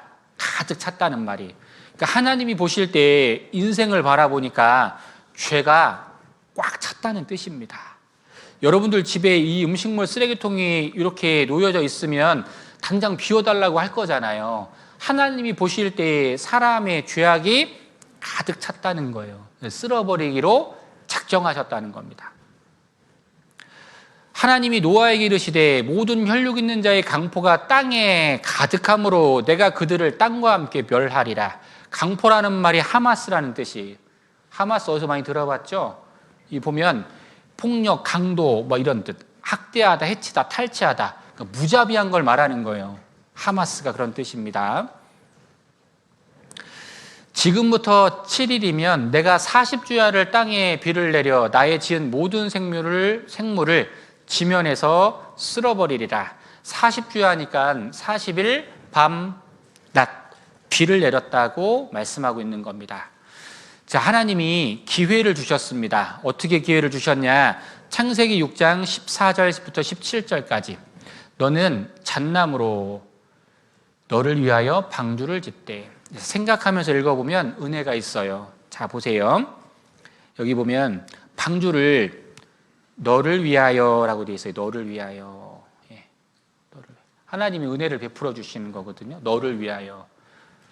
방주는 피할 수 있는 기회, 누구든지 자유의지를 통해서 선택만 하면 살 수 있는 기회를 주셨다는 겁니다. 지금도 이 집회를요, 누구를 위해서 하는 거예요? 네, 나를 위해서 하는 거예요. 그러니까 이것은 단순히 행사하는 게 아니라 한 사람의 영혼을 살리는 시간이 되는 겁니다. 그러니까 이 시간을요, 여러분들 다시 오지 않을 이 성경 강연회를 마음을 좀 열고 들으셔야 됩니다. 방주를 짓되 그 안에 간들을 막고 역청으로 그 안팎에 칠하라. 나무로 만들어졌기 때문에 물에 오랫동안 노출이 되면 썩고 부셔질 수 있잖아요. 그래서 역청이라고 하는 것은 이 아스팔트 재료로 사용되는데 방수제예요. 방수제. 옛날에 썼던 방수제. 자, 그 방주의 제도, 규격은 이러하니 장, 길이가 300규빗이요. 여러분들 손 저 한번 따라해 볼까요? 이렇게 한번 들어보겠습니다. 이렇게. 여기 팔꿈치부터 가장 긴 손가락까지. 이게 한 규빗. 계산하기 쉽게 50cm라고 한번 생각해 볼게요. 장, 길이가 300규빗이니까 3, 5, 15. 약 150m 정도의 길이를 갖고 있어요. 그리고 광, 넓이가 50규빗. 그러니까 이제 5, 5, 25, 25m. 넓이가 25m였다는 거예요. 여기 넓이가 얼마나 될지 모르겠는데요. 25m. 그리고 높이가 30규빗. 우리 소강당이 한 4m 정도 되려나요? 여기 이 천장이. 그러니까는 이제 30이니까 3, 5, 15, 15m. 그러면 한 3계층 정도 되는 높이를 가지고 있는 겁니다. 거기 창을 내되 위에서부터 한 규빗에 내고 그 문은 옆으로 내고 상중하 3층으로 할지니라. 하나님이 주신 설계도입니다. 지금도 재현이 가능한 겁니다. 내가 홍수를 땅에 일으켜 무릇 생명의 기식 있는 육체를 천하에서 멸절하리니 땅에 있는 자가 다 죽으리라. 여러분들 이 창세기를 누가 기록했냐면 모세가 기록했어요. 모세가 구약의 대표적인 선지자인데 5권의 성경을 기록했거든요. 창세기, 출애굽기, 레위기, 민수기, 신명기. 그래서 모세 오경이라고 말하는데 모세가 노아 방주가 일어났던 이 당시에 살지 않았던 사람이에요. 잘 생각해 보세요. 내가 이 홍수 사건을 경험하지 않았는데 하나님이 불러주신 것을 마치 본 것처럼 경험한 것처럼 자세히 적어놨다 이 말이거든요. 자, 이렇게 만들어낸 겁니다. 방주의 크기. 이렇게 이런 배를 만든 거예요. 재료는 잣나무. 근데 여기 보면은 길이가 138m인데 이게 엄청난 거예요. 우리는 배에 대해서 잘 모르잖아요. 조선 기술에 대해서 잘 모르잖아요. 그런데 조선학자나 조선소에서 일하시는 분들이나 저 포항이나 울산 같은 데 가면 이제 조선소 있잖아요. 그런 분들 와서 말씀 들으면 깜짝 놀란다니까요. 왜냐하면 100m 넘는 배를 만드는 건 정교한 기술이 필요해요. 그리고 이 100m 넘는 배가 언제 나왔냐? 18세기에 나왔어요. 18세기에. 그러니까 이 당시에 138m짜리의 배를 만드는 건 기적이란 말이었다는 거예요. 기적이었다. 하나님이 능력이 아니면 불가능한 일이었다는 거예요. 더군다나 나무로 만들었다고 되어 있잖아요. 이건 하나님의 작품인 겁니다. 이게서 재현한 거예요. 길이 150m짜리 배를 미국에 가면 그대로 재현해낸 겁니다. 여기. 여러분들이 배 하니까 생각나는 게 하나 있죠. 우리나라에도 유명한 배가 하나 있잖아요. 그 배 이름 뭐예요? 거북선. 여러분들 요즘에는 세상이 좀 이상한 세상이에요. 뭐가 이상하냐면 진짜 보고 안 놀래고 가짜 보고 더 놀래요. 그래서 강아지 보면은 막 강아지 막 말하는 강아지 보면 와 신기하다 막 그러거든요. 근데 강아지 막 왈왈 막 짖고 막 뭐 하는 거 보면은 별로 안 놀래요. 앵무새도 보면은 이게 인형이 말하는 거 보면 와 신기하다 막 그러거든요. 근데 뭐 이제 새 진짜 막 보면은 안 신기하고 이게 가짜에게 더 신기한 세상, 진짜는 시시한 세상. 뭐 이렇게 이제 세상이 변했는데 거북선 믿으시는 분, 나는 거북선을 확실히 믿고 있다. 우리 한번 손 한번 들어보실래요? 나는 거북선을 믿어요. 아무도 안 드시는 이유는 아니 거북선 교과서에 나왔잖아요. 교과서에 거북선 믿으시잖아요. 왜 믿으세요? 자, 지금까지 이튿날 배운 것까지 정리해 보면 증거가 있어야 된다 그랬거든요. 사실이어야지 믿을 수 있다 그랬잖아요. 자, 그러면 오늘 배우는 두 번째 내용인 이 방주, 노아의 방주랑 거북선하고 한번 비교해 보자는 거예요. 거북선은 설계도 있어요? 설계도. 설계도 있어요, 없어요? 설계도 없어요. 재현이 불가능하거든요. 자, 거북선 발견된 증거 있어요? 증거? 증거 없어요. 발견된 흔적이 없단 말입니다. 그런데 놀라운 것, 거북선은 설계도도 없고 증거도 없는데 전 국민의 90% 이상이 뭐라고 말해요? 사실이라고 말해요. 믿습니다라고 이야기하거든요. 그런데 노아의 방주는 설계도가 있어요, 없어요? 있어요. 증거가 있어요, 없어요? 제가 이따 보여드릴 거 있어요. 그런데 놀라운 것은 전 국민의 90% 이상이 안 믿는다는 거예요. 참으로 안타까운 일이 아닐 수 없거든요.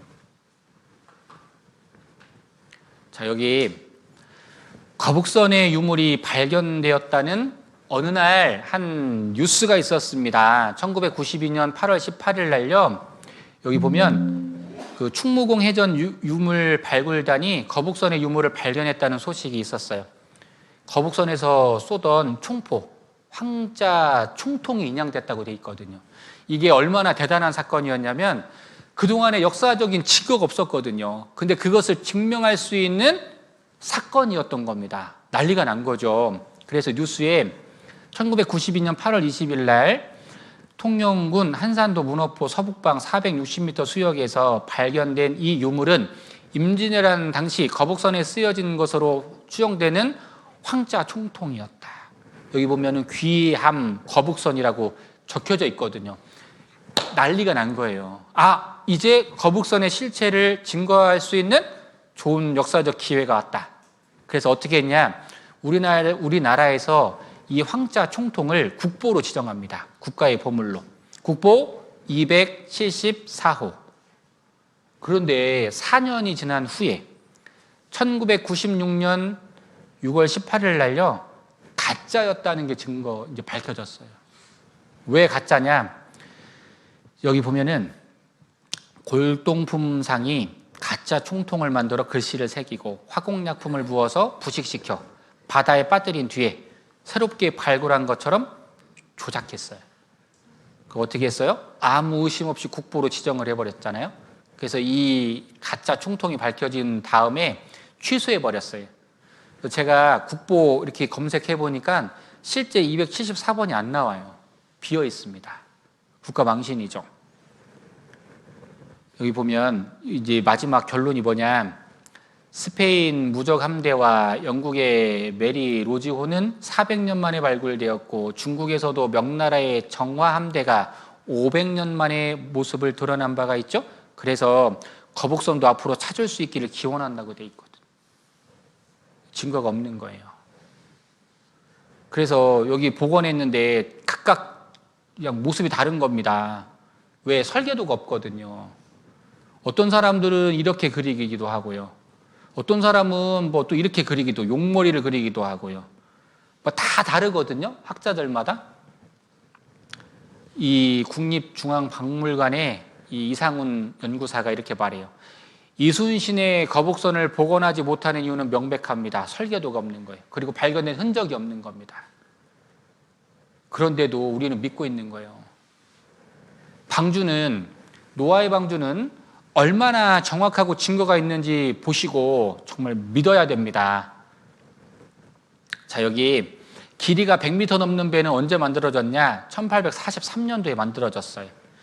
가장 큰 그 당시에 배였던 그레이트 브리튼호라고 하는 이 배가 98m짜리 배를 만들었거든요. 이 당시에 완전히 해외 토픽감이었어요. 100m 넘는 배를 처음 만들었거든요. 창세기 2장 6절에 보면 안개만 땅에서 올라와 온 지면을 적셨더라. 이게 이제 무슨 의미가 있냐? 비가 한 방울도 내리지 않았던 그 시대에 물로 세상을 심판한다는 경고가 있었던 거예요. 한번 생각해 보세요. 내 평생 머리털 나고 처음 한 번도 비를 본 적이 없어요. 그런데 비 내려서 세상을 심판한다는 내용을 믿기가 어려웠을까요? 쉬웠을까요? 어려운 이야기예요. 어려운 내용이었다는 겁니다. 거목의 비결은 안개였다. 그 당시 에덴 동산도 마찬가지. 이제 안개는 거목의 비결이었다고 말하는 겁니다. 그러나 여기 보면 노아가 그와 같이 하되 하나님이 자기에게 명하신 대로 다 준행하였더라. 어느 시대이든지 간에 하나님의 말씀을 믿고 순종하는 사람들이 있어요. 사람들은 아니라고 하고 거짓이라고 말하는 그 시대에 노아와 같은 사람들이 있는 겁니다. 비가 온다면 오는 거예요. 말씀 그대로를 믿은 겁니다. 노아는요, 하나님 말씀에 순종했어요. 오늘 이 자리에 초대한 내 옆에 계신 분들도요, 사람들이 천국과 지옥이 어디 있냐고 비방할 때 천국과 지옥이 있다는 걸 확실히 믿고 준비하고 살아가고 있는 거예요. 지혜로운 사람이라는 겁니다. 네, 너는 먹을 모든 식물을 내게로 가져다가 저축하라. 이것이 너와 그들의 식물이 되리라. 이 방주 안에 동물과 식물들, 그리고 원하는 모든 사람들이 탈 수 있도록 하나님이 은혜를 베풀어 주신 거예요. 사람들이 이제 질문하죠. 야, 저 배에 공룡이 어떻게 타냐? 이 노아의 방주는 가짜다. 막 이렇게 말하는 분들이 있어요. 공룡은 어떻게 태웠을까요? 여러분들 아기 공룡 둘리 같은 거 보셨죠? 어미 태우면 돼요? 새끼 태우면 돼요? 새끼 태우면 되잖아요. 그래서 모든 동물과 식물들이 다 타고도 남는 크기였다는 걸 알 수 있습니다. 그래서 노아가 전하고 있는 겁니다. 여러분들 하나님 말씀에 40일 밤낮 비를 내려서 이 세상을 심판하신다고 말씀하셨으니까 누구든지 원하는 자는 방주에 올라타라고 돼 있거든요. 이 사람 표정 좀 보세요. 무시하는 사람, 관심 없는 사람, 미루는 사람, 조롱하는 사람. 우리들도 말씀을 듣고 세 종류의 사람으로 나뉘게 됩니다. 우리 사도행전 17장 한번 찾아보시겠습니다. 사도행전 17장 32절 보시겠습니다. 말씀을 들으면 딱 세 종류의 사람으로 나뉘게 됩니다. 사도행전 17장 32절. 저희가 죽은 자의 부활을 듣고 말씀을 들었거든요. 첫 번째 사람, 혹은 기롱도 하고. 첫 번째, 기롱하는 사람들. 이 기롱한다는 말이 무슨 뜻이냐면 비웃다는 뜻이에요. 비웃는 사람들. 그 말씀 듣고요, 야, 바쁜 세상에 참 천국과 지옥이 있다고 저렇게 2시간씩 앉아서 5일을 말씀을 듣다니 참으로 어리석은 사람들이구나. 비웃는 사람들. 성경이 사실이라는 이 증거 앞에 말씀을 철저하게 비웃는 사람들이 있는 거예요. 야, 저 사람들은 먹고 살만한가 보다. 저렇게 시간을 내서 말씀이라는 걸 듣고 있다니. 비방하고 조롱하는 사람들. 두 번째, 이 일에 대하여 내 말을 다시 듣겠다 하니. 두 번째, 미루는 사람들.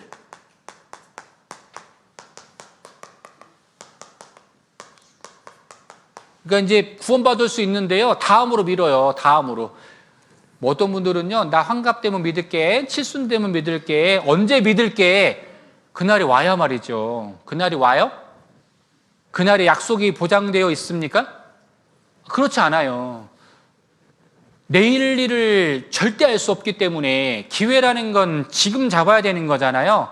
사람들이 말하기를 세상에는 소중한 금이 3가지가 있다. 황금, 소금, 지금이라고 말하잖아요. 기회는 지금 잡는 거지 않습니까? 그런데 미루는 사람들이 있어요. 성경에 이 말씀을 미루어서 망한 사람이, 대표적인 사람이 있습니다. 24장 넘겨보겠습니다. 사도행전 24장 24절 보시겠습니다. 사도행전 24장 24절. 수일 후에 벨릭스가 그 아내 유대 여자 두루실라와 함께 와서 바울을 불러 그리스도 예수 믿는 도를 듣거늘. 지금처럼 말씀 들었거든요. 25절. 바울이 의와 절제와 장차 오는 심판을 강론하니 벨릭스가 두려워하여 대답하되, 뒤에 같이 읽어보겠습니다. 시방은 가라. 내가 틈이 있으면 너를 부르리라. 이대로 망한 거예요. 이 벨릭스라는 사람이. 그러니까 밀어가지고요, 영혼을 완전히 망하게 만든 겁니다. 밀어야 될 게 있고요, 잡아야 될 게 있는 겁니다. 여러분들 인생에 이 성경 강연회가 몇 번이나 있으셨습니까? 이번이 처음이신 분들이 많이 계시잖아요. 그 말인 즉슨 이번 성경 강연회가 나의 인생에 처음이자 마지막이 될 수 있다는 겁니다. 그만큼 기회가 없다는 뜻이에요. 세 번째, 다시 사도행전 17장 뒤로 넘어가서 34절. 몇 사람이 그를 친하여 믿으니. 세 번째는 믿는 사람이에요. 믿는 사람. 지혜로운 사람이죠. 확실한 증거 앞에서 믿어야 되잖아요.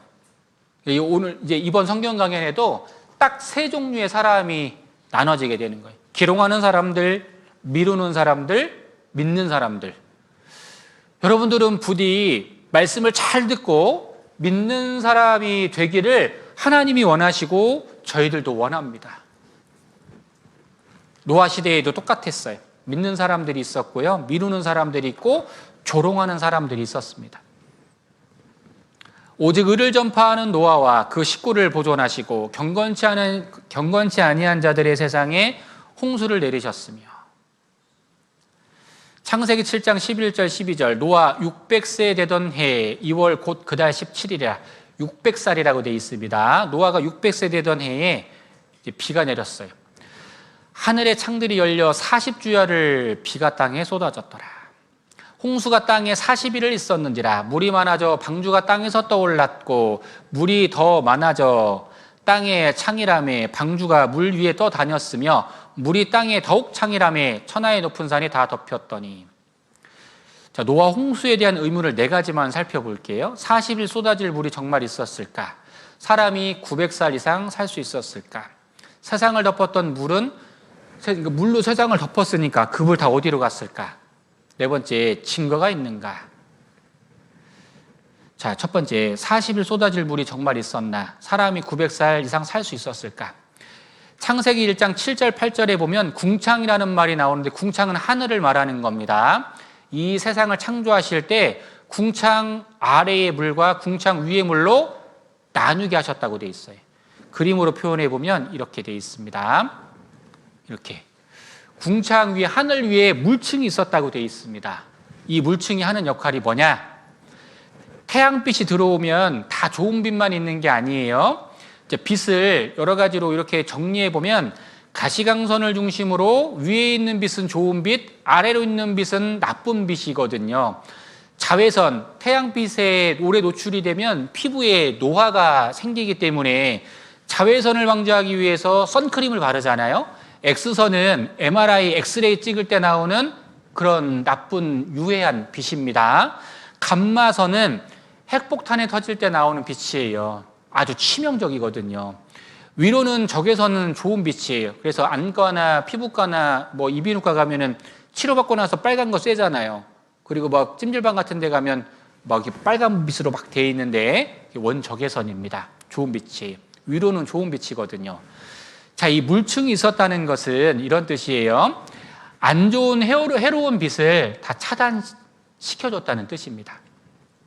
그래서 물리학에 보면 양자역학이라는 것이 있는데 강한 빛들은 물 분자와 반응을 해야 하기 때문에 물층이 있게 되면 그것을 통과하는 것이 아니라 반응을 해야 해서 통과를 못하게 만들었다는 겁니다. 그러니까 사람 수명이 일정한 온도와 습도와 환경이 유지가 돼서 오랫동안 살 수 있었다고 말하는 거예요. 여기 보면 한쪽에만 노출된 트럭 운전사 피부가 다르잖아요. 노화가 촉진되는 겁니다. 강한 빛들은. 실제 나이는 20살쯤 되나 7, 8살밖에 안 되어 보인다.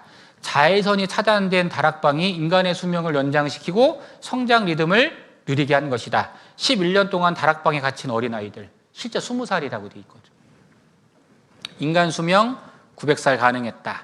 노아 홍수 전엔 하늘에 물층이 존재해서 고주파 방사선을 차단했다. 지구 전체 온난한 기후. 한국과학기술원의 노희천 교수의 말이었습니다. 900살 가능했어요. 자, 그리고 세상을 덮었던 물은 어디로 갔는가? 남방 밀실에서는 광풍이 이르고 북방에서는 창 기운이 이르며 하나님이 부시는 기운에 얼음이 얼고 물의 넓이가 줄어드느니라. 욥기 37장 9절.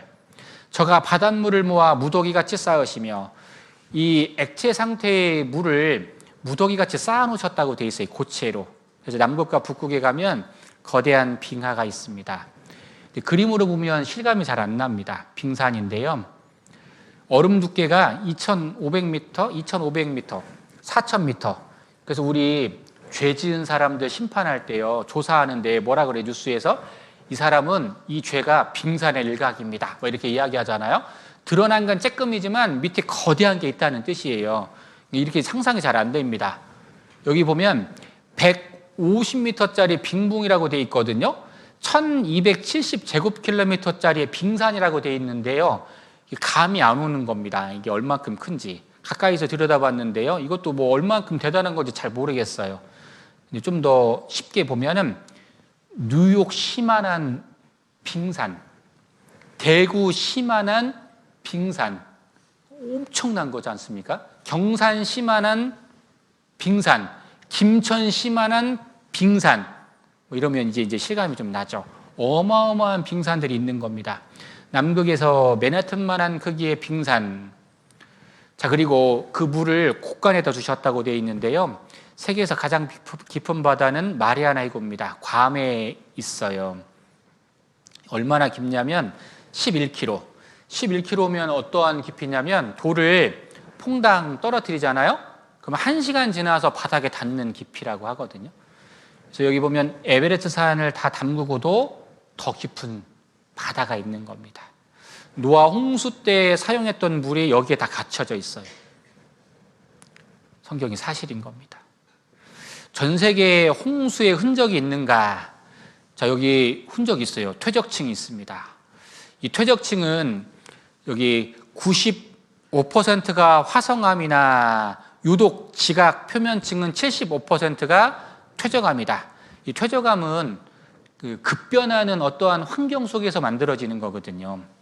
제가 영상 하나 보여드릴게요. 드디어 도착한 곳, 그랜드 캐니언이다.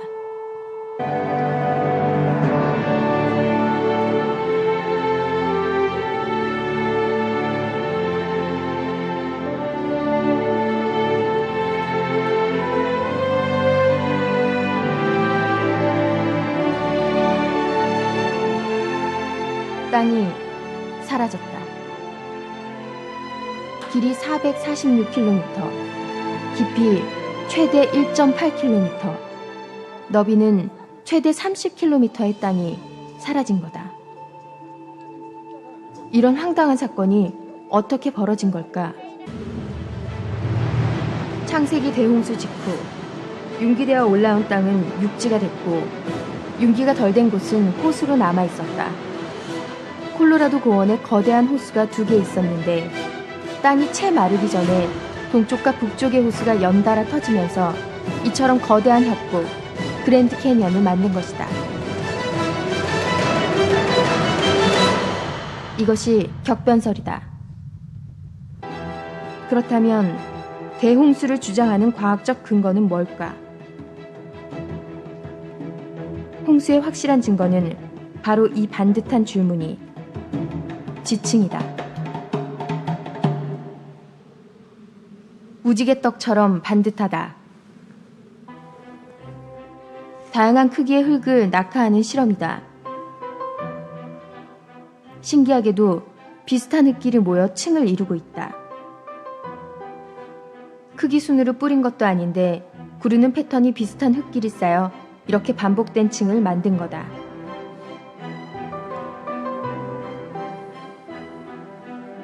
또 다른 실험을 했다. 수중에서 수평으로 흙을 이동시켰을 경우에도 이런 지층이 형성된다는 것.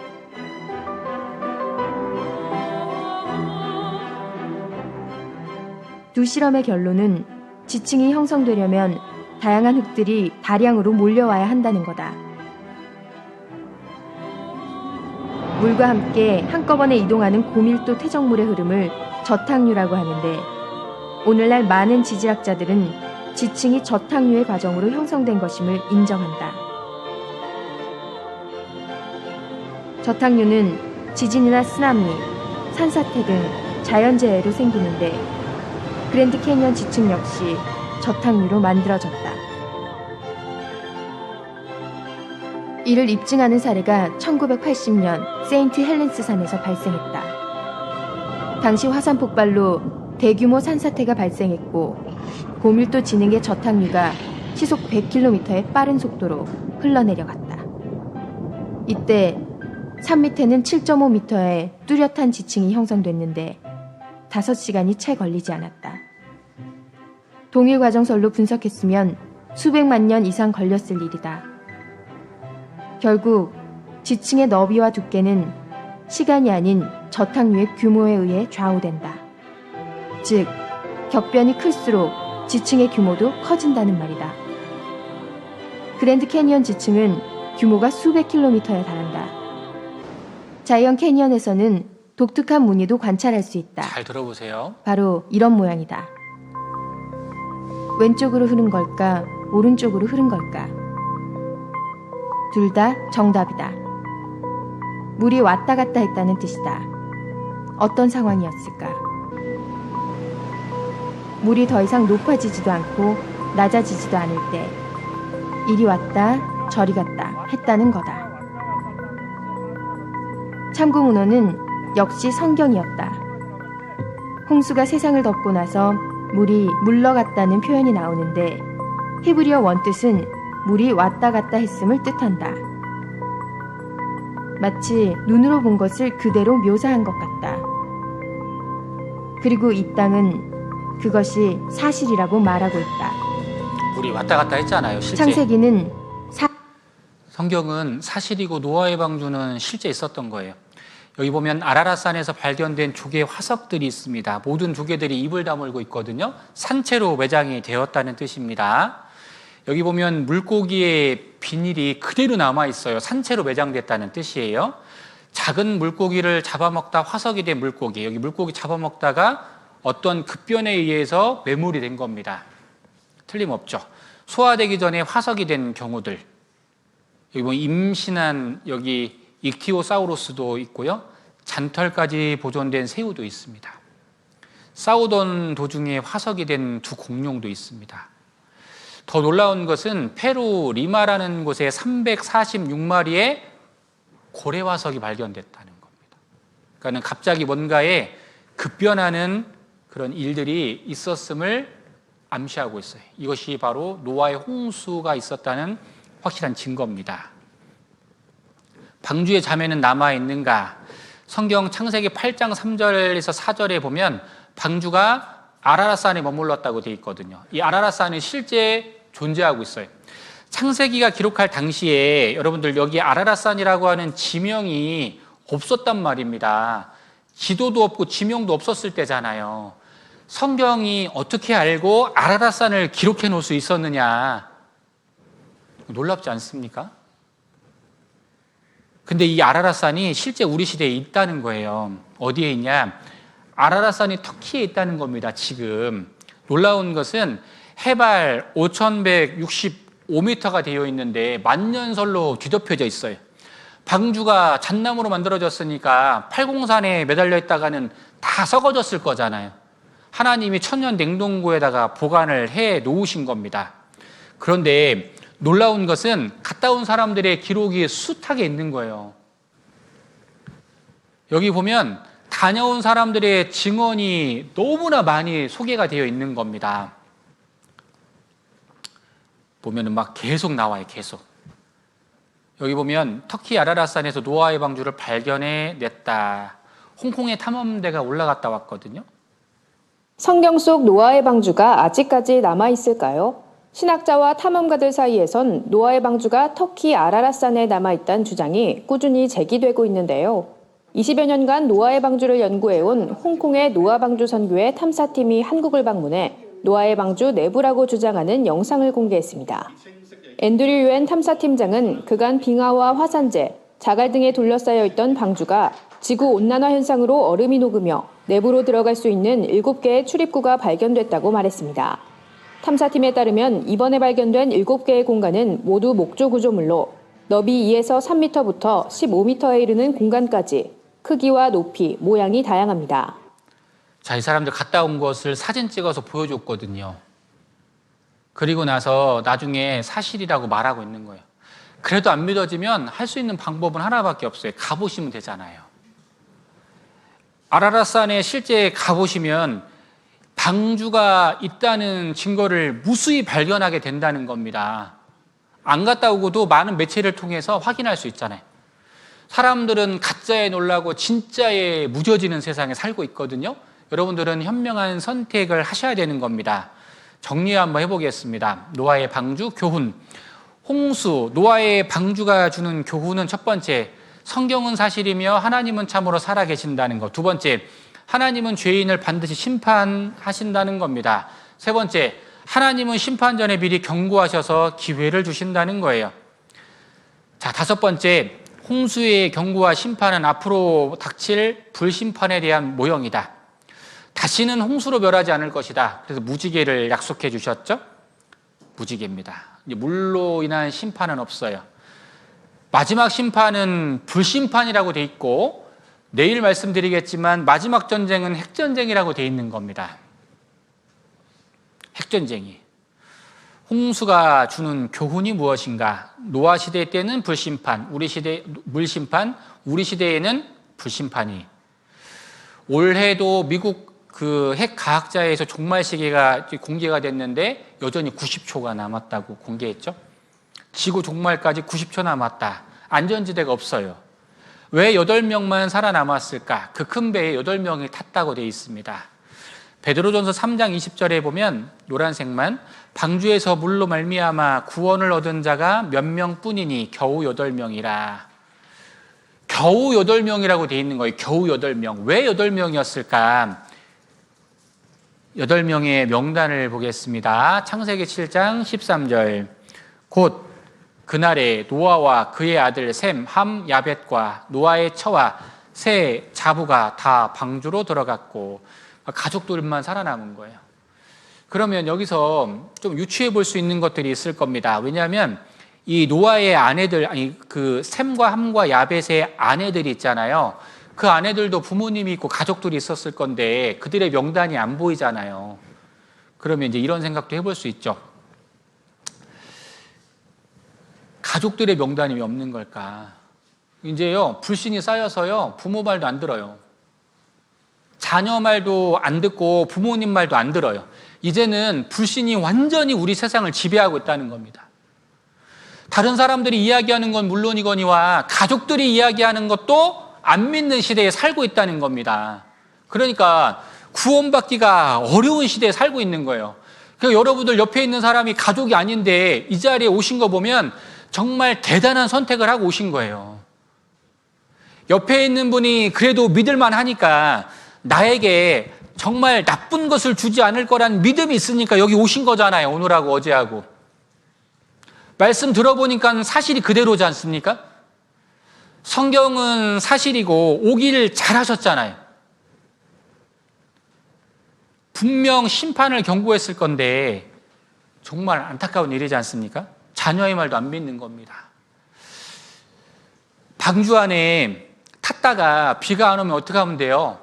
내리면 되잖아요. 방주에서 영원히 살라고 했어요? 그렇지 않잖아요. 탔다가 비 안 오면 내리면 되는데 그런 어리석은 지혜로운 선택도 할 수 없을 만큼 관심이 없는 거예요. 여러분들 마음으로 구원을 받고 살아가다가요, 우리가 정상적으로 삶을 살잖아요. 구원받은 사람은 세상에서도 더 열심히 살고 하나님의 영광을 위해서 더 열심히 살아가잖아요. 구원받아서 손해날 게 도대체 뭐가 있단 말입니까? 하나님의 사랑을 깨달아서 손해날 것이 과연 무엇이 있단 말입니까? 근데 이제 생각을 안 하는 거예요. 뭐가 옳고 그른지를 전혀 생각하지 않는 겁니다. 관심 없고 생각 없는 겁니다. 농담으로 여기는 거예요. 소돔과 고모라 땅에 들어갔던 의로운 롯이라는 사람이 있어요. 하나님의 사랑을 깨닫고 구원받은 사람. 그는 날마다 불법한 행실을 보고 들음으로 의로운 심령이 상해서 가족들 전도를 하지 못하고 있었을 때 천사가 롯의 손을 끌어내서 그 가족들을 구원해 내려고 했습니다. 뒤돌아보지 말라고 했는데 아내는 돌아보고 소금 기둥이 되었습니다. 이 롯이 사이들에게 이 복음을 전하고 심판에 대해서 경고할 때 사이들이 다음과 같이 이야기합니다. 사이들이 그 말을 농담으로 여겼더라. 어떻게 살았길래 그 장인이, 가족이 이야기하는 그 이야기를 농담으로 여겼을까요? 우리 시대가 그런 시대에 살고 있는 겁니다. 노아의 때와 같이 방주에 들어가던 날까지 먹고 마시고 장가 들고 시집 가고 있으면서, 자, 여기 보면 먹고 마시고 장가 들고 시집 들고 집을 짓고 사고 팔고, 영혼의 문제에 대해서는 전혀 관심 없는 거예요. 성경 속에는 죄인이 용서를 받아 구원받는 사건은 나와 있지만 무관심한 사람이 용서받아 천국 갔다는 말씀은 단 한 구절도 없습니다. 천국에 면류관을 씌워주려고 보니까 나락 죽고 있잖아요. 인생은 선택의 연속입니다. 여러분들도 오늘 선택을 하셔야 되죠. 오늘까지 말씀 듣고 내일도 말씀을 잘 들어보고 구원을 받아야겠구나. 그렇게 선택하는 사람들, 아까 설명했죠? 기롱하는 사람들, 그리고 지금은 바빠, 다음에 해야겠다, 미루는 사람들, 여러 종류의 사람들이 생겨날 겁니다. 기회의 신 카이로스, 고대 아테네에는 여러 가지 신들이 있었는데요. 카이로스라고 하는 기회의 신이 있습니다. 앞머리는 무성하고 뒷머리는 대머리예요. 지나가면 잡을 수 없다는 거죠. 칼이 있습니다. 저울과 칼. 판단해보고 정확하면 찌르라는 거잖아요. 발에는 날개가 달려 있어요. 불시에 찾아와서 순식간에 달아난다는 특징이 있어요. 골든타임은 심폐소생술이라고 알려져 있는 CPR은 5분 이내에 시행해야 사람의 목숨을 건질 수 있다고 말하거든요. 미뤄야 될 일이 있고 미루지 말아야 될 일이 있는 겁니다. 영혼의 골든타임이 있어요. 여러분들, 이번 기회가 여러분들의 영혼을 살리는 골든타임이 되시기를 바랍니다. 그리고 내일하고 모레 이제 3일 남았는데요. 여전히 오는 일이 힘든 것입니다. 그래서 내일도 꼭 많은 유혹을 이기고 이 자리에 오셔서 말씀을 잘 배우셔서 부디 믿는 사람이 되시기를 간절히 부탁드리겠습니다. 기도하고 마치겠습니다. 사랑이 많으신 고마우신 하나님, 감사합니다. 오늘도 하나님의 말씀을 증거할 수 있도록 도와주시고 또 많은 분들이 말씀을 들을 수 있도록 인도해 주셔서 감사합니다. 하나님의 말씀이 사실인 걸 마음으로 받아 내일도 말씀 앞에 나아오시고 꼭 구원을 받을 수 있도록 도와주시옵소서. 돌아가는 발걸음도 안전하게 지켜주시옵소서. 고마우신 예수님 이름으로 감사하며 기도드렸습니다. 아멘.